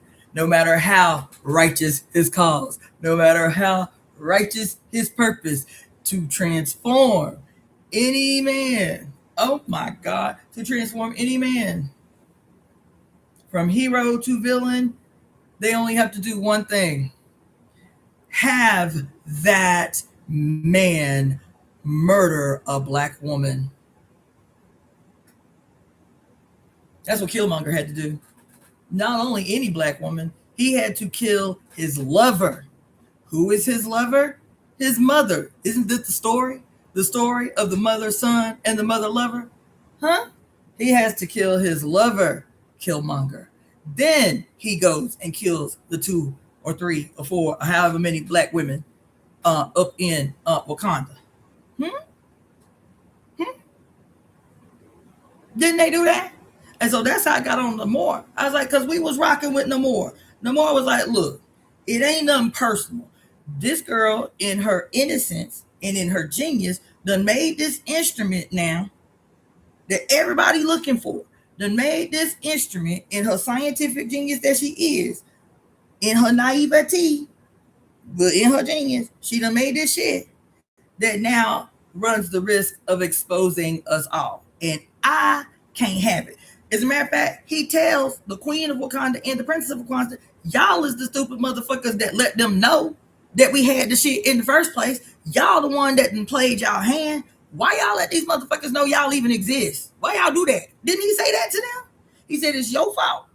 The King of Wakanda, it's y'all fault because y'all let the white world see what we working with. And we wasn't even out here trying to conquer them. We was out here trying to live and stay out of sight. But y'all the ones that done alerted them to what we working with. Y'all done played y'all hand, and now we at risk because y'all done played y'all hand. Y'all done let the outside world know y'all even exist. So now I'm telling y'all, because y'all was the one that fucked up, y'all got to help me go get this scientist and rectify this shit. They was like, what you mean rectify that? They mean, he was like, we got to clean this bitch head off.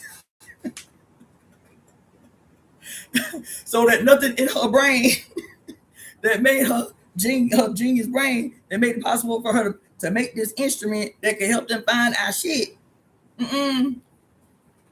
We got to ghost this bitch. We got And I was mad. I was like, why Namor, who we was rocking with? Now, why Namor got to be having his sights set after the little black girl? Don't they always do that? Like Killmonger, they always say that if you don't want nobody siding with your enemy, you got to make sure your enemy kill somebody that's going to have you in your heart chakra. That's going to have you in your heart. So both movies, all the black women up in their heart cavities, all the black women in the world that done seen that shit all up in their chesticles.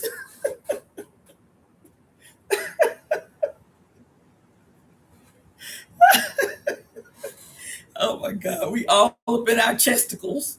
You understand? Because the black dude that we love so much in the first one that killed these sisters. Now we can't be his friend no more.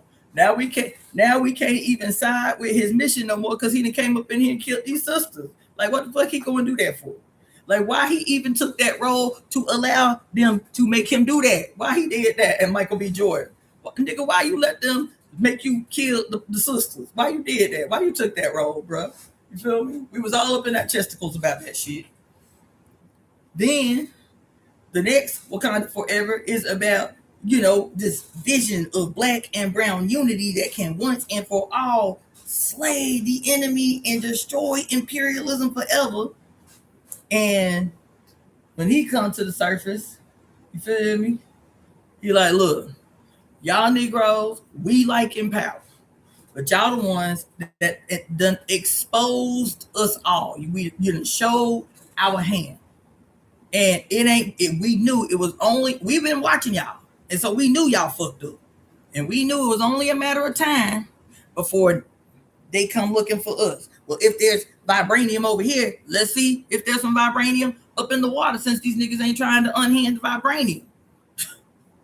Since they ain't trying to unhand the vibranium, let us go look around on the ocean. So the first thing you see is that big old yellow ship on the floor of the goddamn ocean. And then you hear them sirens because all of Namor's people done mastered the art of echolocation and what's the like sonic, we'll call it sonic sedation. Sonic sedation, bitch. These motherfuckers, once they done went under the water, they have become sirens. They sing this sacred song, and all of a sudden, all of the men on the thing, on the rig above the water, start leaping to the water, start leaping to their death. The motherfuckers in the helicopter start leaping out the helicopter to their death. They ain't even have to touch them. Ain't even have to cleave their heads off. All they had to do was sing a sacred song through sonic manipulation and sedation. Huh? And it was a beautiful song too. It was like, woo, woo. Motherfuckers started leaping to their death. Remember I talked at length last night about them orcas? Why was the orcas? There's other whales in the sea. Why was the orcas their whale of choice? I wonder. Because it was purposeful. I'm certain of it. And Namor was like, look, y'all done played your hand. Now this little young girl, he say it ain't nothing personal. But even if we convince the girl not to make no more machines, she a child. Let these crackers get a hold of her and torture her just enough, they will pull all that shit out her skull. So now we got to cleave this girl head off. And so we in our heart chakras all over again. We in our chesticles all over again, because the dude that not only is fine in the movie, not only is suave in his machinations in the movie, but now this motherfucker talking about going and killing a black woman. Why it's always got to be us? Isn't that the question that we asked? Because I know it was with me and my friends when we went to the movie. Why they always got to be setting their sights on black women? Why they always got to be plotting and scheming on how they gonna kill black women? Why Namor, who has been the homie up until this point, why they got him set against this black shit? Feel me? And I am still basing my assertion off the mind of goddamn Stan Lee, who said the human race is white and everybody else is the niggas of the world. And then today, I have this moment because I want to show you a 1-minute video about Namur, the quote, he-pharaoh with titties that is responsible of uniting the upper and lower kingdoms. And Namor, who I started talking about yesterday because I was like, damn, they stole this shit from niggas. They stole this shit from us, because this is the exact story of Irinle, the trinity of Shango, Ogun, and Oshosi the warriors, and Eshu Olegba for that matter, because he too is a psychopomp who is taken to the world of unimaginable riches and magic and all the things, because he fall in love with Yemaya, who takes him down to see what she has built and shit. And he gets bored because he is of no use. He laments for home. Isn't it the same story? The more say, look, you can go, Shuri. But this little scientist, she ain't going nowhere. She ain't going nowhere because I can't afford for nobody. We got to clean this bitch head off. That's what we got to do. This is what we got to do. But his original intention, which is how the movie ends too, by the way, was what? To unite the lower and upper kingdom. Just like this king who came through my feed, all matter of fact, like this morning, with the red and the white crown. The red crown of Lower Egypt and the white crown of Upper Egypt, child, come together to represent what?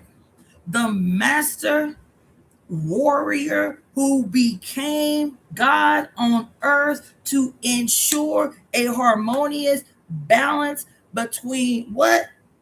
The universe and the United Kingdom. I am having a whole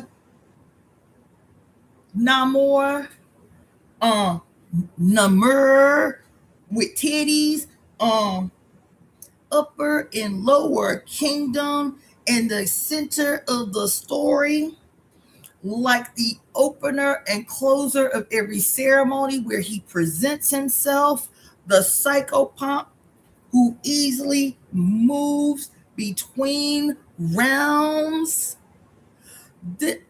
It's not about Stan Lee. The reason that the little girl had to be black is because your head is black. And I don't give a fuck what color your skin is. Your head, your sky, your upper kingdom is black. Your upper kingdom is black, bitch. And within the vastness of the upper kingdom is the entire universe.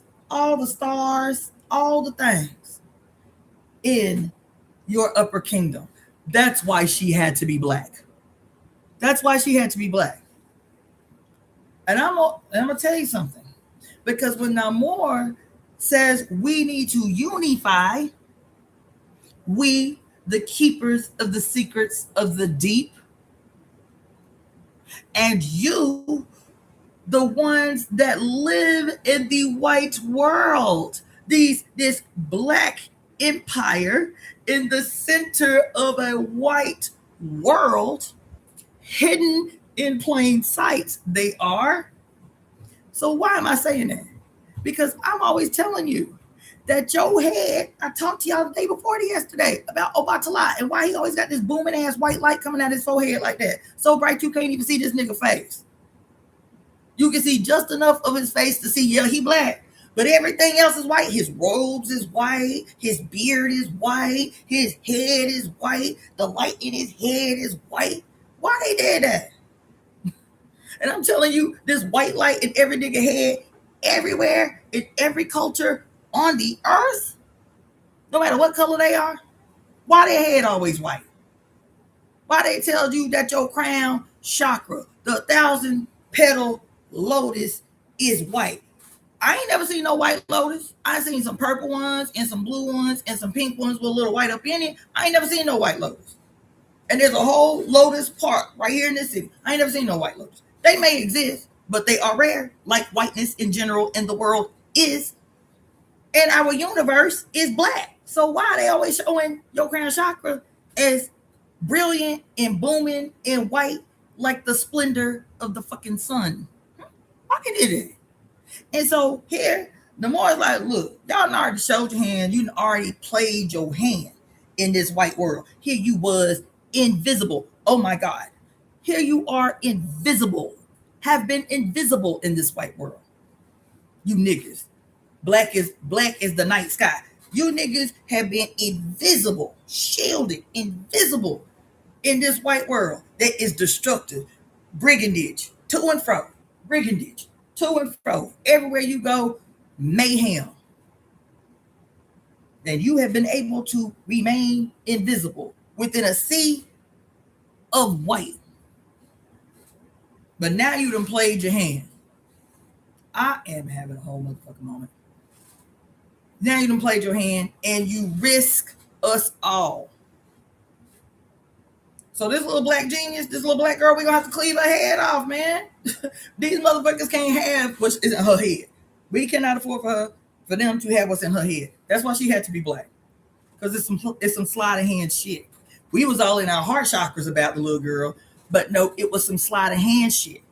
All this time Stan Lee been telling you that the human race is white. That's what he said since the 1950s. That the human race is white. And anything that's outside of the human race is strange. Anything that's outside of the human race is a mutant. That's what he's been saying. White nationalist that he is. Feigning friend. Feigning ally. We all love his body of work. But the reason we love his body of work is because it was familiar to us all. Because he circumnavigated every square inch of the planet, stealing you colored folks' stories about your relationship to the sky as the guys that you are. Took that shit because they know at the same time other schools of thought are going to be disappearing the shit from you. Come back over here, write a bunch of comic books, subsequently make a bunch of movies, tell you it's out of the genius of his own machinations, and you love the shit because you like, damn, this familiar. Why does it seem like a memory instead of a make-believe story? It was a sleight of hands that he pulled when they put that little black girl as the object, as the center of the object of Namor's revile. You heard me? Because they knew we would get distracted by him wanting to kill the little black girl. They knew that we would be all up in our chesticles, all up in our heart chakras about why he wanted to kill the black girl. He knew it would be a diversion of grand proportion. Yes, he did. Yes, he did. He did that. He knew that we would instantly make Namor the enemy, Namor the nemesis, Namor the bad guy, Namor the object of our revile. He knew that we would do that because our default is going to be, why are they always playing with us? Why are they always fucking with black women? Like, can y'all leave us the fuck alone? No, they can't leave us alone, because if they leave us alone, they know we going to be plotting and scheming. No, they cannot leave us alone. They are perpetually trying to trigger us with this bullshit as a distraction of grand proportion. And that's what he did. And I fell for the shit up until this moment today. Because this Namor trying to unite the upper and lower kingdom of equal power from the same source. And then I wake up this morning to this 1 minute live about the Pharaoh Narma, who is supposedly responsible for uniting the upper and lower kingdom of Egypt, therefore uniting the white crown of upper Egypt and the red crown of lower Egypt to make a heaven on earth under a living God responsible for balancing the earth, the United Kingdom, and the universe as the downward facing triangle and the upward facing triangle. And he is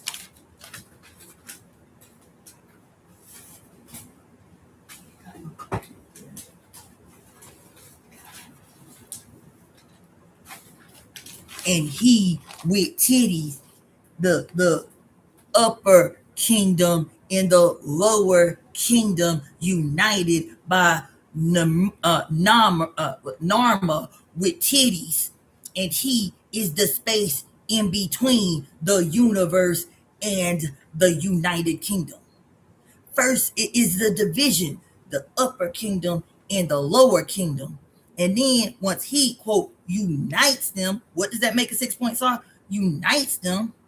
He is he with titties is the representative of the unification of the universe and the United Kingdom. And who is the United Kingdom in this scenario? As a matter of fact, who is Narma with titties? The he that they say got titties. The he with titties. Who is Narma? The great catfish? The stinging catfish? The fighting catfish? Didn't we just say, didn't she tell us in Symbols and Sacred Objects that wherever you see a fish, bitch, you looking at a woman in the ancient world? Wherever you hear fish, they talking about a woman in the ancient world, not just a woman, her actual vagina. And then we look in the YouTube and it say his with titties, his name means stinging catfish, fighting catfish, whatever, 4 different types of catfish. Not more. What did I tell you about every psychopomp? That every male presenting psychopomp, that they deliberately make them just effeminate enough to just effeminate enough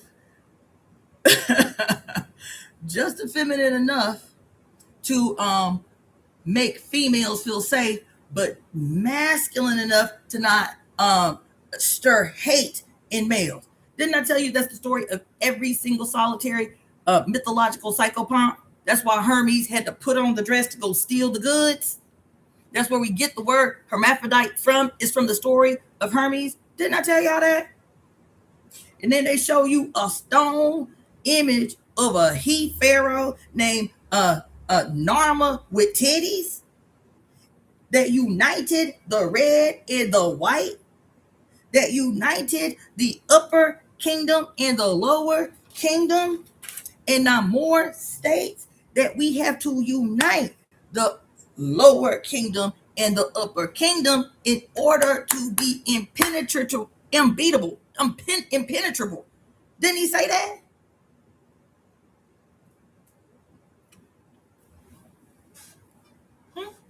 Why am I going off on this? Because all of these stories are about your head and your ass. Even this story of Narma, the pharaoh Narma, the pharaoh Lower Egypt. That's what they always talk about. How like our perspective of North is kind of janky, right? Because us looking at a map of Egypt,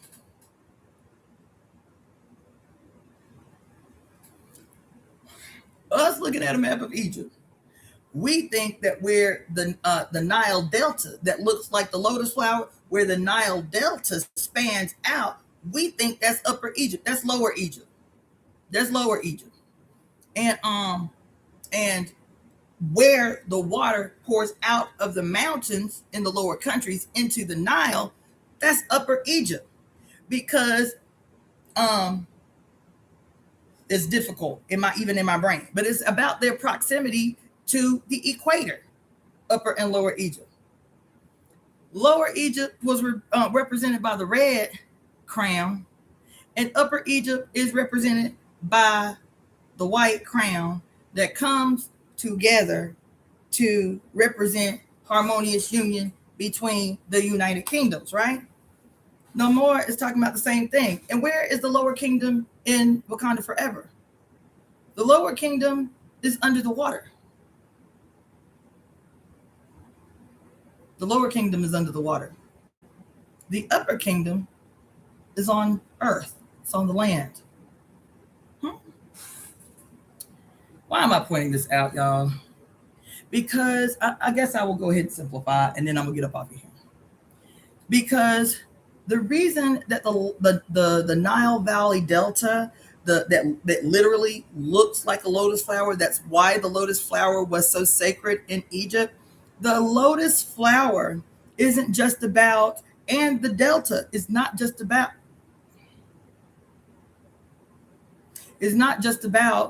the actual land and the relationship to the Nile. What do we say about the queens of Egypt? What because the male pharaohs, who were they? Well, before the solar incarnation of the deity, they were the morning and evening star. That pharaoh was a personification of the god Venus, the morning and the evening star. And it wasn't until the great heretic Akhenaten erected the sun above all other deities that the pharaoh became the personification of the sun on earth. But before this, every pharaoh was the personification of Venus, the morning and the evening star, and his wife became the personification of the divine serpent of the Nile, who's the soap deck that we were just talking about. The divine serpent of the Nile, whose life-giving waters flow abundantly. Why would the queen be called the serpent of the Nile, whose water flows from her mouth abundantly? The healing waters of the Nile flows from her mouth abundantly. Why would they do that? Because she is the wife to the king. And so in this relationship, it is assumed that they are having sex. What y'all used to, they doing this. That's the assumption. Is if it's the king and the wife, and he is the evening and the morning star, and she is the open mouth of the serpent through which the healing waters of the Nile pours forth, it is assumed that the gods is having sex. They doing this. And so why would her serpentine mouth become synonymous with the flowing forth of the healing waters of the Nile? Because they fucking. They even say it in the writings that he is, what's the word they use? That he is, oh my God, what's the word? What is the word? He is enveloped. He is enveloped by the mouth of the serpent. Once the little childlike Greeks and Romans come and they see this iconography, they like, oh, he being eaten by a serpent. Hence, all these further stories about being eaten, swallowed by the devil, and all of this shit. Child, it was the comedic, artistic personification of fucking pornography. That's what it was. That the quote Venus and subsequently the sun gets quote devoured by a great serpent called Apophis. Bitch, he was getting busy. He was willingly giving himself in sacrifice to the open mouth of the divine sacred serpent. And if he do his job right, he will be blessed with the gift of the abundant waters that flow forth from her mouth. That she too will be multi-orgasmic, and she will be an ejaculating multi-orgasmic female.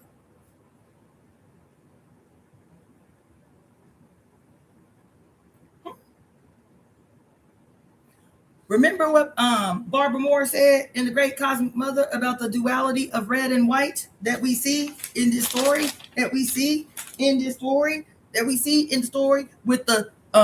Narma with titties, in the unification of the white crown of Upper Egypt and the red crown of Lower Egypt that come together to signify to all that would see him with titties of a unified kingdom, and he being the God on earth, he with titties being the God on earth, the living God on earth that represented the unification of the universe and the united kingdoms of earth. And he is the axis point between the two, donned in red and white like Shango.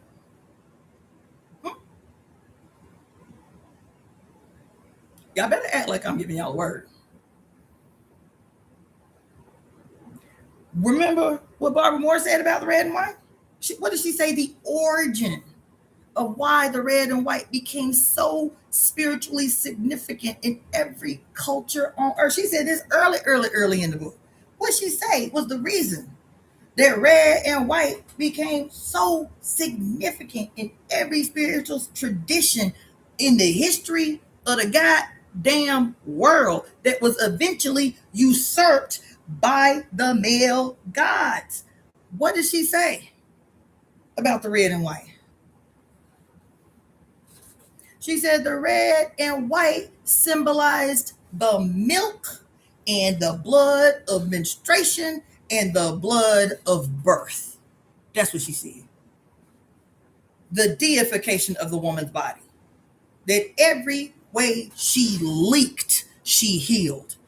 Every way she leaked, she healed. Stories of your mama spitting in your eyeball and curing blindness, replete throughout the ancient world of people's blindness being cured by either a woman's spit or her ejaculate. Stories of Medea, the healer. This ain't shit I'm making up. This shit I'm telling you we have read throughout the 5 years that I've been reading these books to you. She said in The Great Cosmic Mother that because the mother's body had been deified for millennia, for scores of thousands of years, hundreds of thousands of years, the mother's body had been deified. The white representing the milk as in Anna, presents her breast to the world so that everybody knows that no matter what happened, you will always be fed. You will always be satisfied. They say, oh, she's squeezing her titties because she a sex goddess. The fuck? Before she was a sex goddess, she was an asexual, spontaneous, procreating, progenitor, replicator of her motherfucking self as the god that she was on this planet. So who was she squeezing her titties into if she was just a lowly sex goddess? That she, the many-breasted in Anna, with like 30, 40 titties all over her body. Who was them for? For your malignant ass pleasure, bitch? Before you ever existed as a son, she was the many-breasted, capable from her body to feed the world.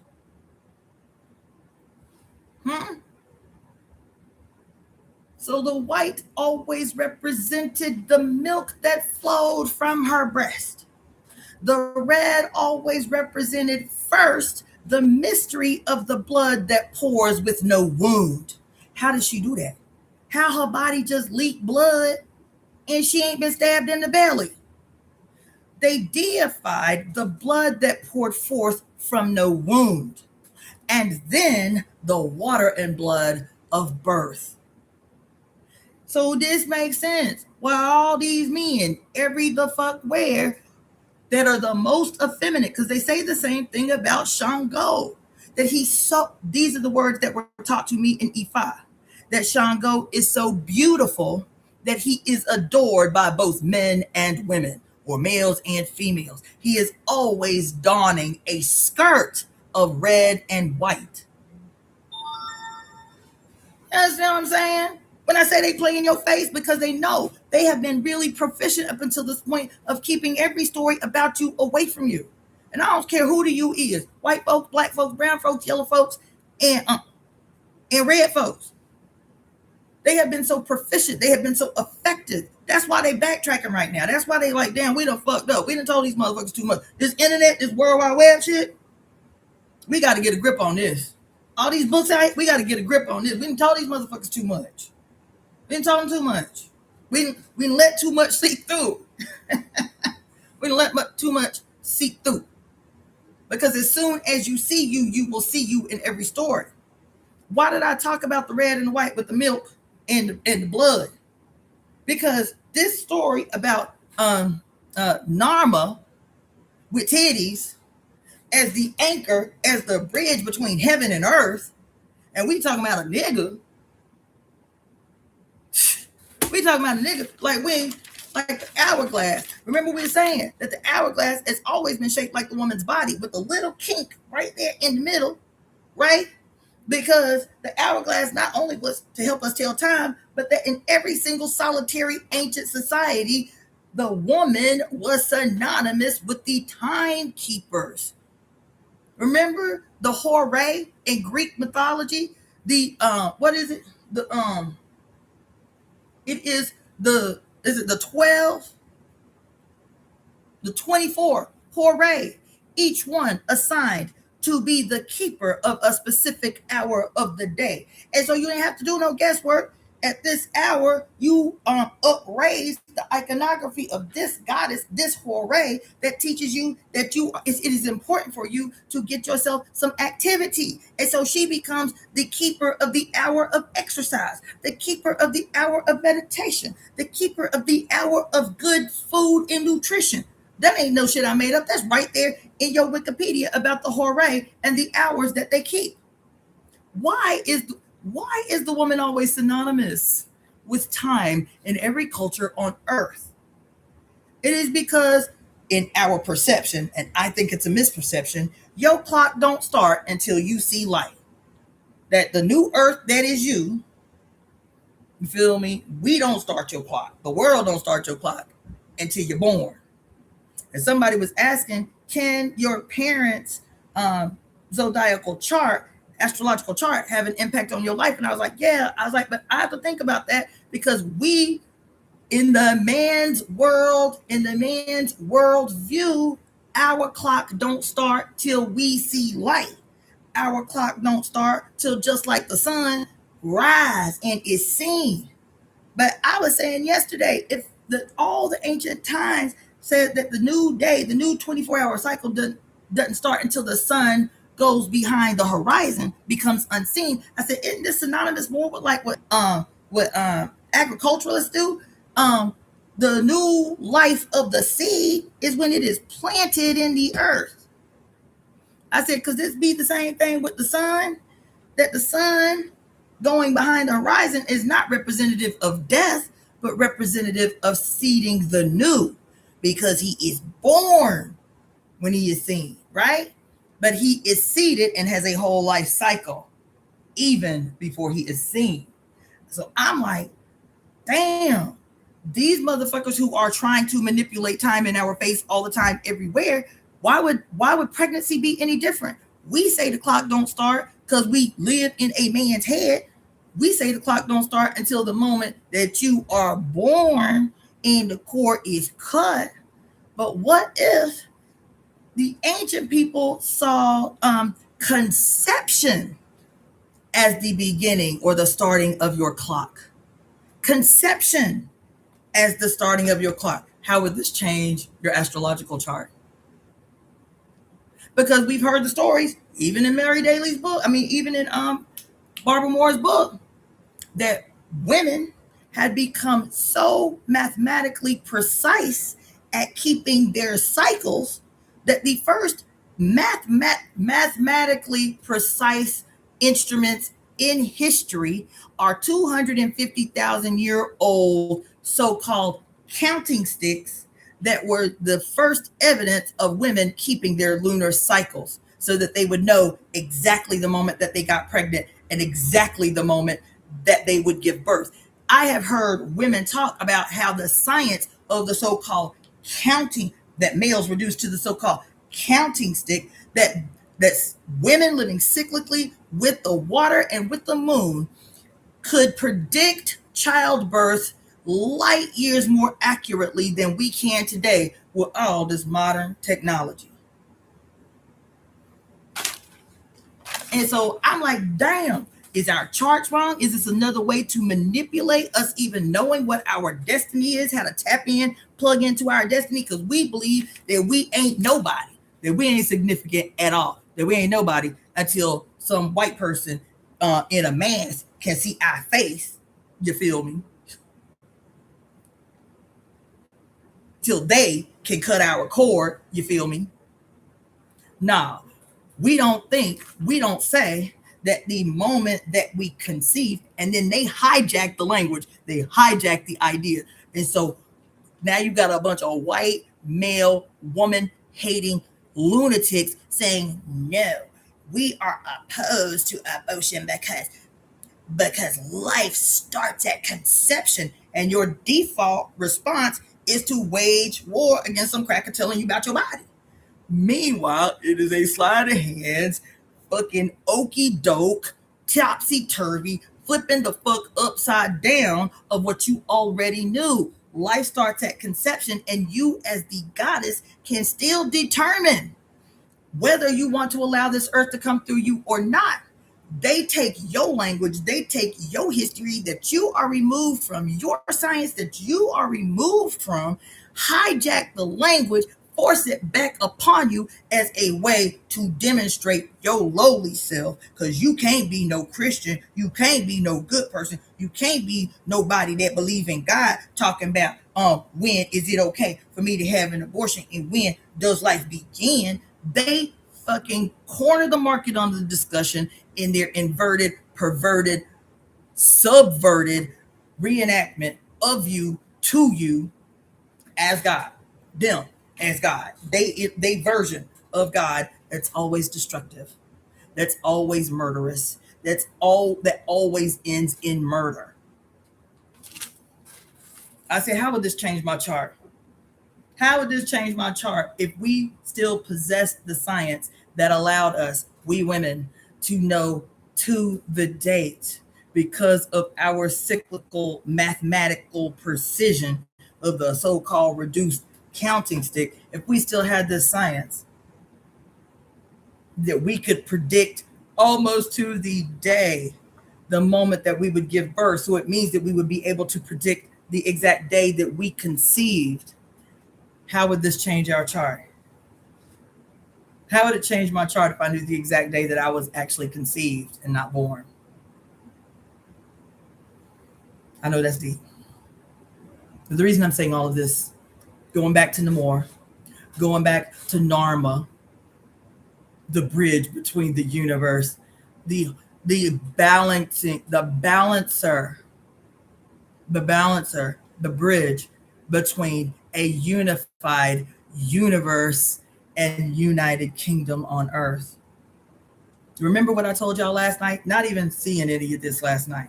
Remember what I told y'all last night about Isis, the picture that I showed you of Isis, and how one of her titties was a bundle of grapes, and one of her titties was a sheath of wheat, a bundle of wheat, and how she had the scales in one hand and the sistrum in the other hand, and wrapped around her center that appears to be a belt. What did we say? What was the exact quote? Was that the quote girdle, not a belt? The girdle appeared to be in the shape of an hourglass. Didn't we just say that last night? And so here, before there was such a creature as Orion the Hunter of Orion's belt, with the three brightest stars in Orion's belt, and Sirius, the dog star, being the brightest one, that it's the Hunter Orion that has Orion's belt. And so we talk about the goddamn pyramids and how they are perfectly aligned with Orion's belt. The three wise men, the stars in Orion's belt, the three wise men, and how it's amazing how the pyramids are, the coordinates are exactly accurate with the three brightest stars in Orion's belt. And lo and behold, all this time we've been talking about motherfucking Orion, and no, them three brightest stars, the brightest one that we quote call Sirius, with her whose original name was Sotep, the bringer forth of the healing waters of the Nile River, who represented on August 8th, the first day of the Egyptian New Year, 8/8. And what were the waters of the Nile? From the goddess Sotep, her orgasmic, ecstatic pouring forth of her ejaculate. Isn't that what we said? Why would we say that? Because I started talking about the 8/8 portal with y'all, because most folks don't know that 8/8, August 8th, Lions Gate portal is International Female Orgasm Day. I said they ain't do that. They ain't do that by accident. The two white folks that came up with that, they ain't do that by accident. They know what you don't. They know you better than you do, so they can consume you, your history, consume you, chew you up, masticate you, chew you up, reshape you, and feed you back to you as if it's some genius that sprung from their own mind. Because I've been talking about the 8/8 portal as International Female Orgasm Day since I found out about it 4 years ago. I was like, we got to do something. We got to do an event about it. I didn't even know about Sopdep, the heavenly serpent, whose mother is Hathor, the great cow of heaven, who pours forth the milks, the heavenly water that feeds the entire planet. I didn't even know that she was a child of Hathor, the great cow of heaven. Till last week, I didn't know that. She who brings the replenishing, nourishing, life-giving waters of the Nile Valley that pours forth from her serpentine mouth, her lower mouth. Why am I saying all of that? Where does she pour them waters? Where do them waters end up in? The very lotus-shaped Nile Delta. What does the Nile Delta look like other than somebody Google it? Well, you know what? Let me Google the image. What does the Nile Delta look like other than a lotus? I'm gonna show you.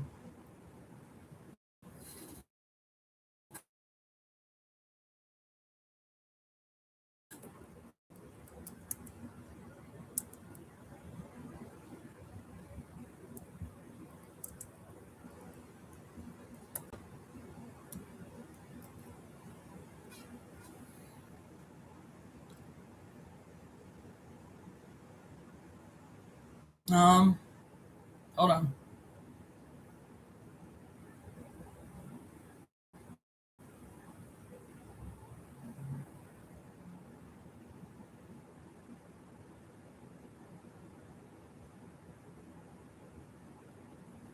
Now, do y'all want me to tell you why all these women, all these Pharaoh's wives, mouth of the serpent iconography, lotus, like in Indian tradition, in Arab, in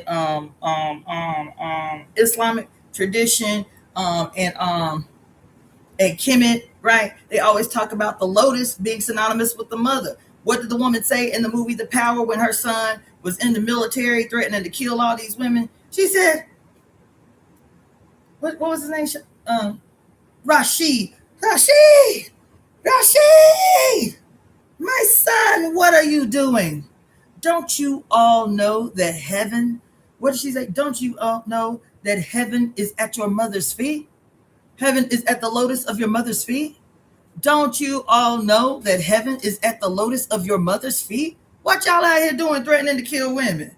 That she see her son on top of a goddamn military tank. So she got to shame her son like, nigga, what you doing out here? We just walking. We just walking. We ain't got no weapons. We out here trying to get justice. You up on a tank turning guns on a bunch of women. She said, Rashid. She was an old woman too. Rashid, is that you? What are you doing, my son? Don't you know that heaven lies at the lotus of your mother's feet? Why she said that? What did the book, the Women's Encyclopedia of Myths and Secrets, say about the Kali Yuga? What did it say about the Kali Yuga?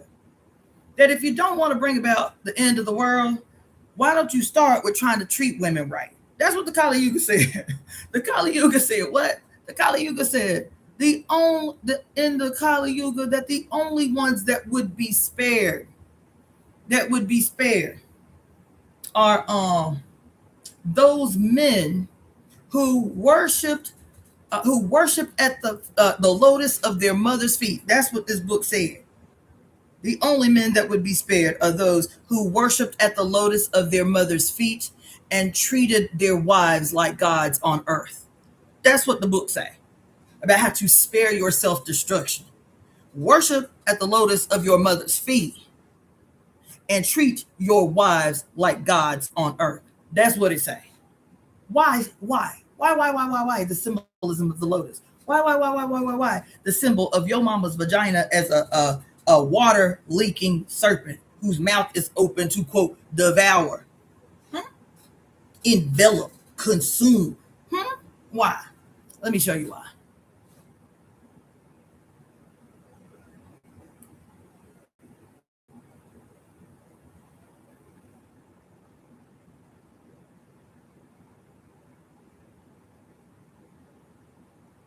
Let me show you why. And why the story is replete everywhere. Everywhere.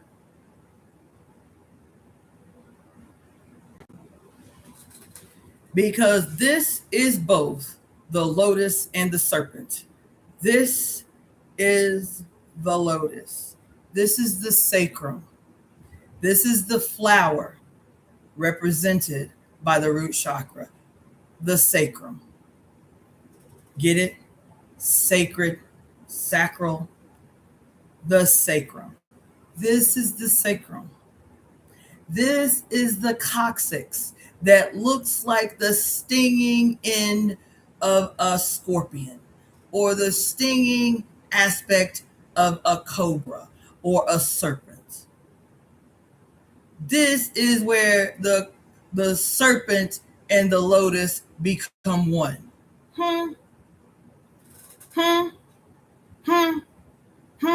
This looks just like the sacred lotus known as the Nile Delta.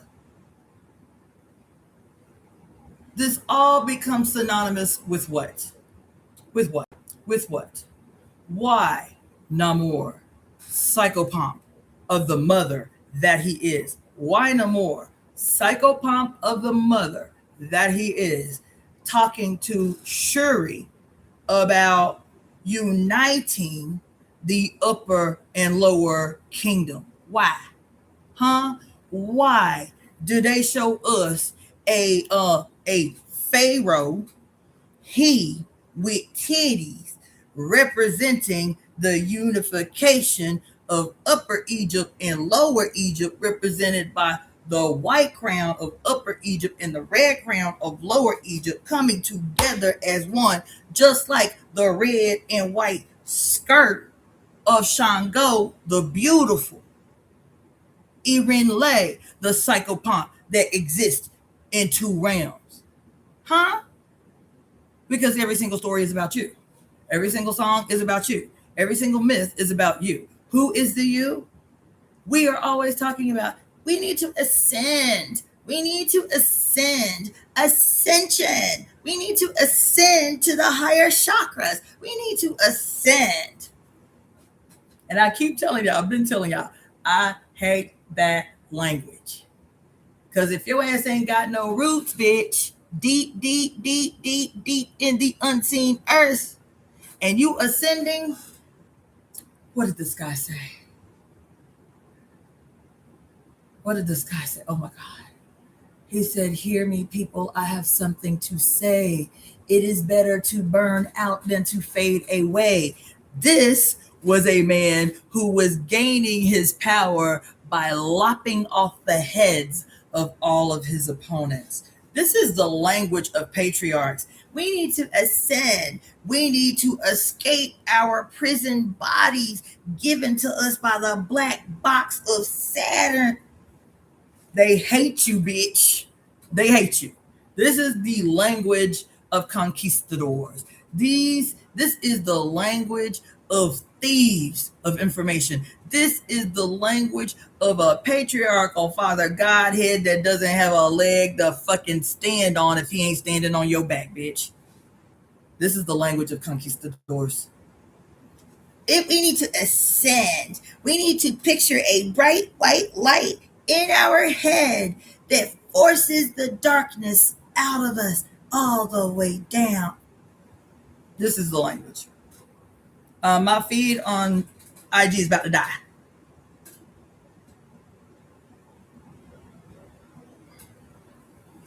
Why? Because Namor is saying the same thing that they said about the titty possessing Narma. The unification of heaven and earth. And if he with titties is the bridge between the universe and the earth, and he the bridge like the hourglass,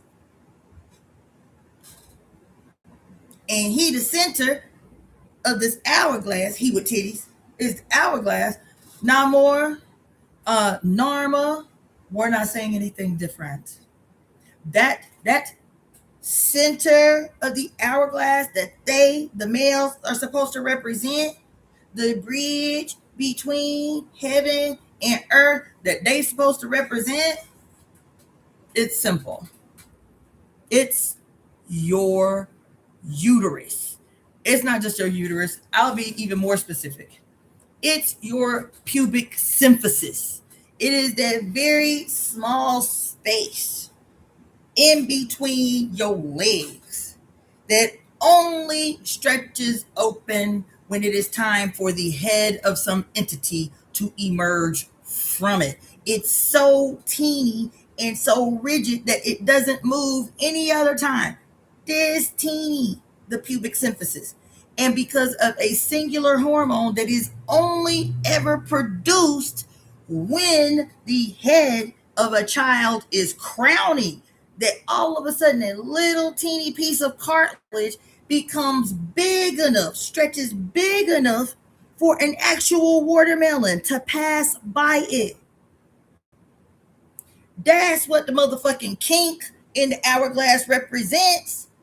That's what the goddamn bridge between heaven and earth represents, is you the only one that possesses this little magical space in your goddamn body. And that the only purpose that it serves is to allow a new earth to emerge from your body. That's it. It has no sexual function. The only function that it serves is to allow for a whole new planet to spring forth from your goddamn body. That's it. And so the reason they got to make all these clowns appear borderline effeminate, every priest, every shaman, every guru, every yogi, every all wear skirts, all wear dresses, all have names that mean Ma. I just found out the other day that the title, the Dalai Lama, the title of Dalai Lama means Mother Master. The title of Dalai Lama, as I just watched this goddamn documentary featuring Richard Gere about the Dalai Lama, and they asked him, do you think a woman will ever be the Dalai Lama? And he said, absolutely not. I don't ever think a woman will be no Dalai Lama. As the damn title Dalai Lama means Master Mother or Mother Master. Ain't that how they be playing in your face all the time? How they got the goddamn Pope and his goddamn sidekicks dressed like the EvoEmeTemp playing in your face all the time. All the time dressed like the EvoEmeTemp. All the time dressed like the EvoEmeTemp playing in your face all the time. Telling you in your face, bitch, we want to be you. And since we can't be you, we just gonna stage your power. Why? Because the colors of the EvoEmeTemp are red, white, and black. Well, what's the black for? If I'm telling you that the red is for the blood and the white is for the milk of heaven, what's black for? Who the shit come from? That's what the black for. Who the shit come from? Who the milk in the blood leaked from first? That's why the black. So I got to revisit this story of even the EvoEmeTemp, because I'm telling you, we have been getting through the oral tradition of the Odu Ifa, hogtied and held captive by males. We have been getting their interpretation of the EvoEmeTemp. And we might be saying something totally opposite what it actually is, because it was filtered through the lips of rotten ass diabolical sons who are perpetually colluding with every other son to suppress and subdue the fucking mother. We might be having to revisit this whole thing about the EvoEmeTemp, baby. We might very well have to do that. Because I'm sitting here looking at these cracker popes dressed in the garb of our mothers. And we all this time have been told that the white is the nicest witch. See, it's the nicest version of the EvoEmeTemp. She the one, she don't kill, but she'll put your nose in the corner, or she'll fuck with your money. The black EvoEmeTemp, she can kill, but she don't kill often. And then the red EvoEmeTemp, she the one that kills, and she will actually consume your flesh, aka give you cancer or diseases that consume your body. because I get it. We want justice to be done. And so we resonate with the story of the EvoEmeTemp as the punishers of wrongdoing and this and that and this and that. But we have been told this through a damn near 2,000-year hostily taken over interpretation of a matriarchal religion through the lips of sons that say we can only deliver it from mouth to ear, from male to male, because you bitches can't be babalao. You bitches can't be priests like that. You understand? So it has to remain an oral tradition so these bitches don't get their hands on it. It has to remain an oral tradition because this just the way we always did it. So these bitches don't get their hands on it. We can't write nothing down because if they read it, the jig is up. If they get their hands on it, the jig is up. We might be having to reconsider our whole relationship with the EvoEmeTemp. We really should. Now I'm really done. I'm hungry and I'm tired. But that's what the red and the white and the black is for. The red, your upper kingdom, is your head. It is your head. Your lower kingdom is your sacrum and your coccyx. And so when the upper kingdom and the lower kingdom are united, where do they unite? At the center, where the sun both peeks its head up from the horizon and descends behind the horizon. That happens at the heart. The sun born and the sun buried, seated. The sun born and the sun seated. Both happen at the horizon. Because the serpent does not move in one direction. The serpent doesn't move in one direction. The serpent is always on the go, up into the higher realms and down into the nether realms. Why? Because the serpent is what she has always been. The purveyor, the bringer of the waters of the Nile. What are the waters of the Nile? That the psychopomp under the male god has transformed into deadly mercury. It is the cerebrospinal fluid. It is the water that moves in a serpentine fashion up and down the spine, from upper kingdom to lower kingdom, delta Nile region that looks like a lotus flower. The serpent is always moving. And not just one serpent, you always see two serpents, a positively charged serpent and a negatively charged serpent moving together in harmonious union, but not this way, this way, this way, this way, this way. When one is up, one is down. One is up, one is down. One is up, one is down, and they always meet in the center. One is up, one is down. They always meet in the center. This is the water of the Nile. This is what you have been taught through these images to see as the deadly mercury of the psychopomp that puts his hands in your chest. And because he cannot create life, all he can create is death. He has to use a modem that looks like water. What looks like water at night? Mercury. And so he is Agent Smith putting his hands in your chest. And you see this mercury-esque reproduction of himself in you, because he has literally taken possession of your sky. That's why it's white. He has literally taken possession of your sky. That's why you always see your lotus flower as white. He has literally taken possession of your sky and reproduced himself in you using this deadly agent called mercury, this deadly element called mercury, that too appears to flow like water in and out of every realm. What are the realms, bitch? What are the realms? The wheels of time. What are the wheels of time? Your chakras. What are the wheels of time? Your chakras. So he can flow up and down. What is it that causes him to be deadly? What you hold hostage in your head, your beliefs, your ideas will hold. What turns the cerebral spinal fluid that is water deadly to become synonymous with mercury is the shit you hold hostage in your head. blinded by the light in this white ass sky. That's why Narma had titties, bitch. Because the chiselers of Narma in that wall that you saw, they're like, look, don't let nobody tell you no bullshit. You trust your eyes.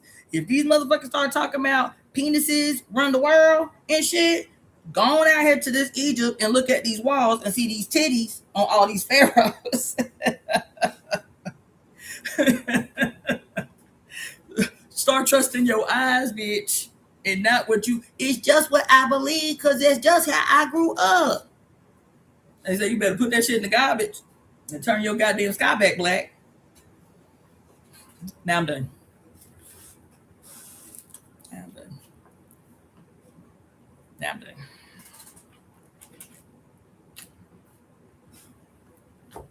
Thank you for those that made an offering. For those that didn't, I won't do like your ugly ass preacher do and shame you. But I will encourage you that when I'm dropping bombs on you like this, to reach in the nether regions of your pockets and offer your teacher an offering that is in like for what you have been bestowed. Okay? Appreciate you. I'm going to send out an email for my little grandbaby's fundraiser. I told y'all that they do when they sell a little popcorn for their cheerleading and football team. They actually did good. The fundraiser only launched last night and they already reached $200. I was like, okay, little babies. They got a $500 goal to reach by the end of the week. I was like, go ahead, little babies. So I'm going to send y'all out an email so y'all can buy yourself a bag of popcorn to support my little grandbabies. I'm going to send that out as soon as we get up off of here after I get something to eat. And I will thank you all for your donations. And I will be back up on here tomorrow. Peace. Love. Let's get this shit to cracking. Cause I'm still not teaching y'all just cause it's awesome.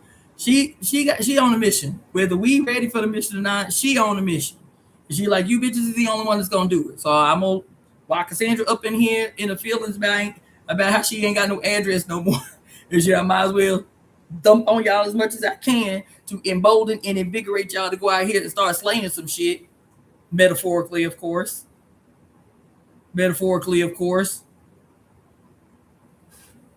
All right. So that being said, I appreciate y'all all. I thank you so much for your donations. For those that want to donate in a way that I can get it right away, EvoEmeTemp at gmail.com. That is how you can send a Zelle or a PayPal. If you want to send a Venmo, it is my name, Cassandra, Cassandra -Floyd. If you would like to send a what's the other one? Cashapp, it is $DaughterOfTheFates, FATES, $DaughterOfTheFates. Appreciate you. I love you. I'm sending out a million blessings in a million different directions. Catch them, catch the blessings, and I will see y'all tomorrow. Peace.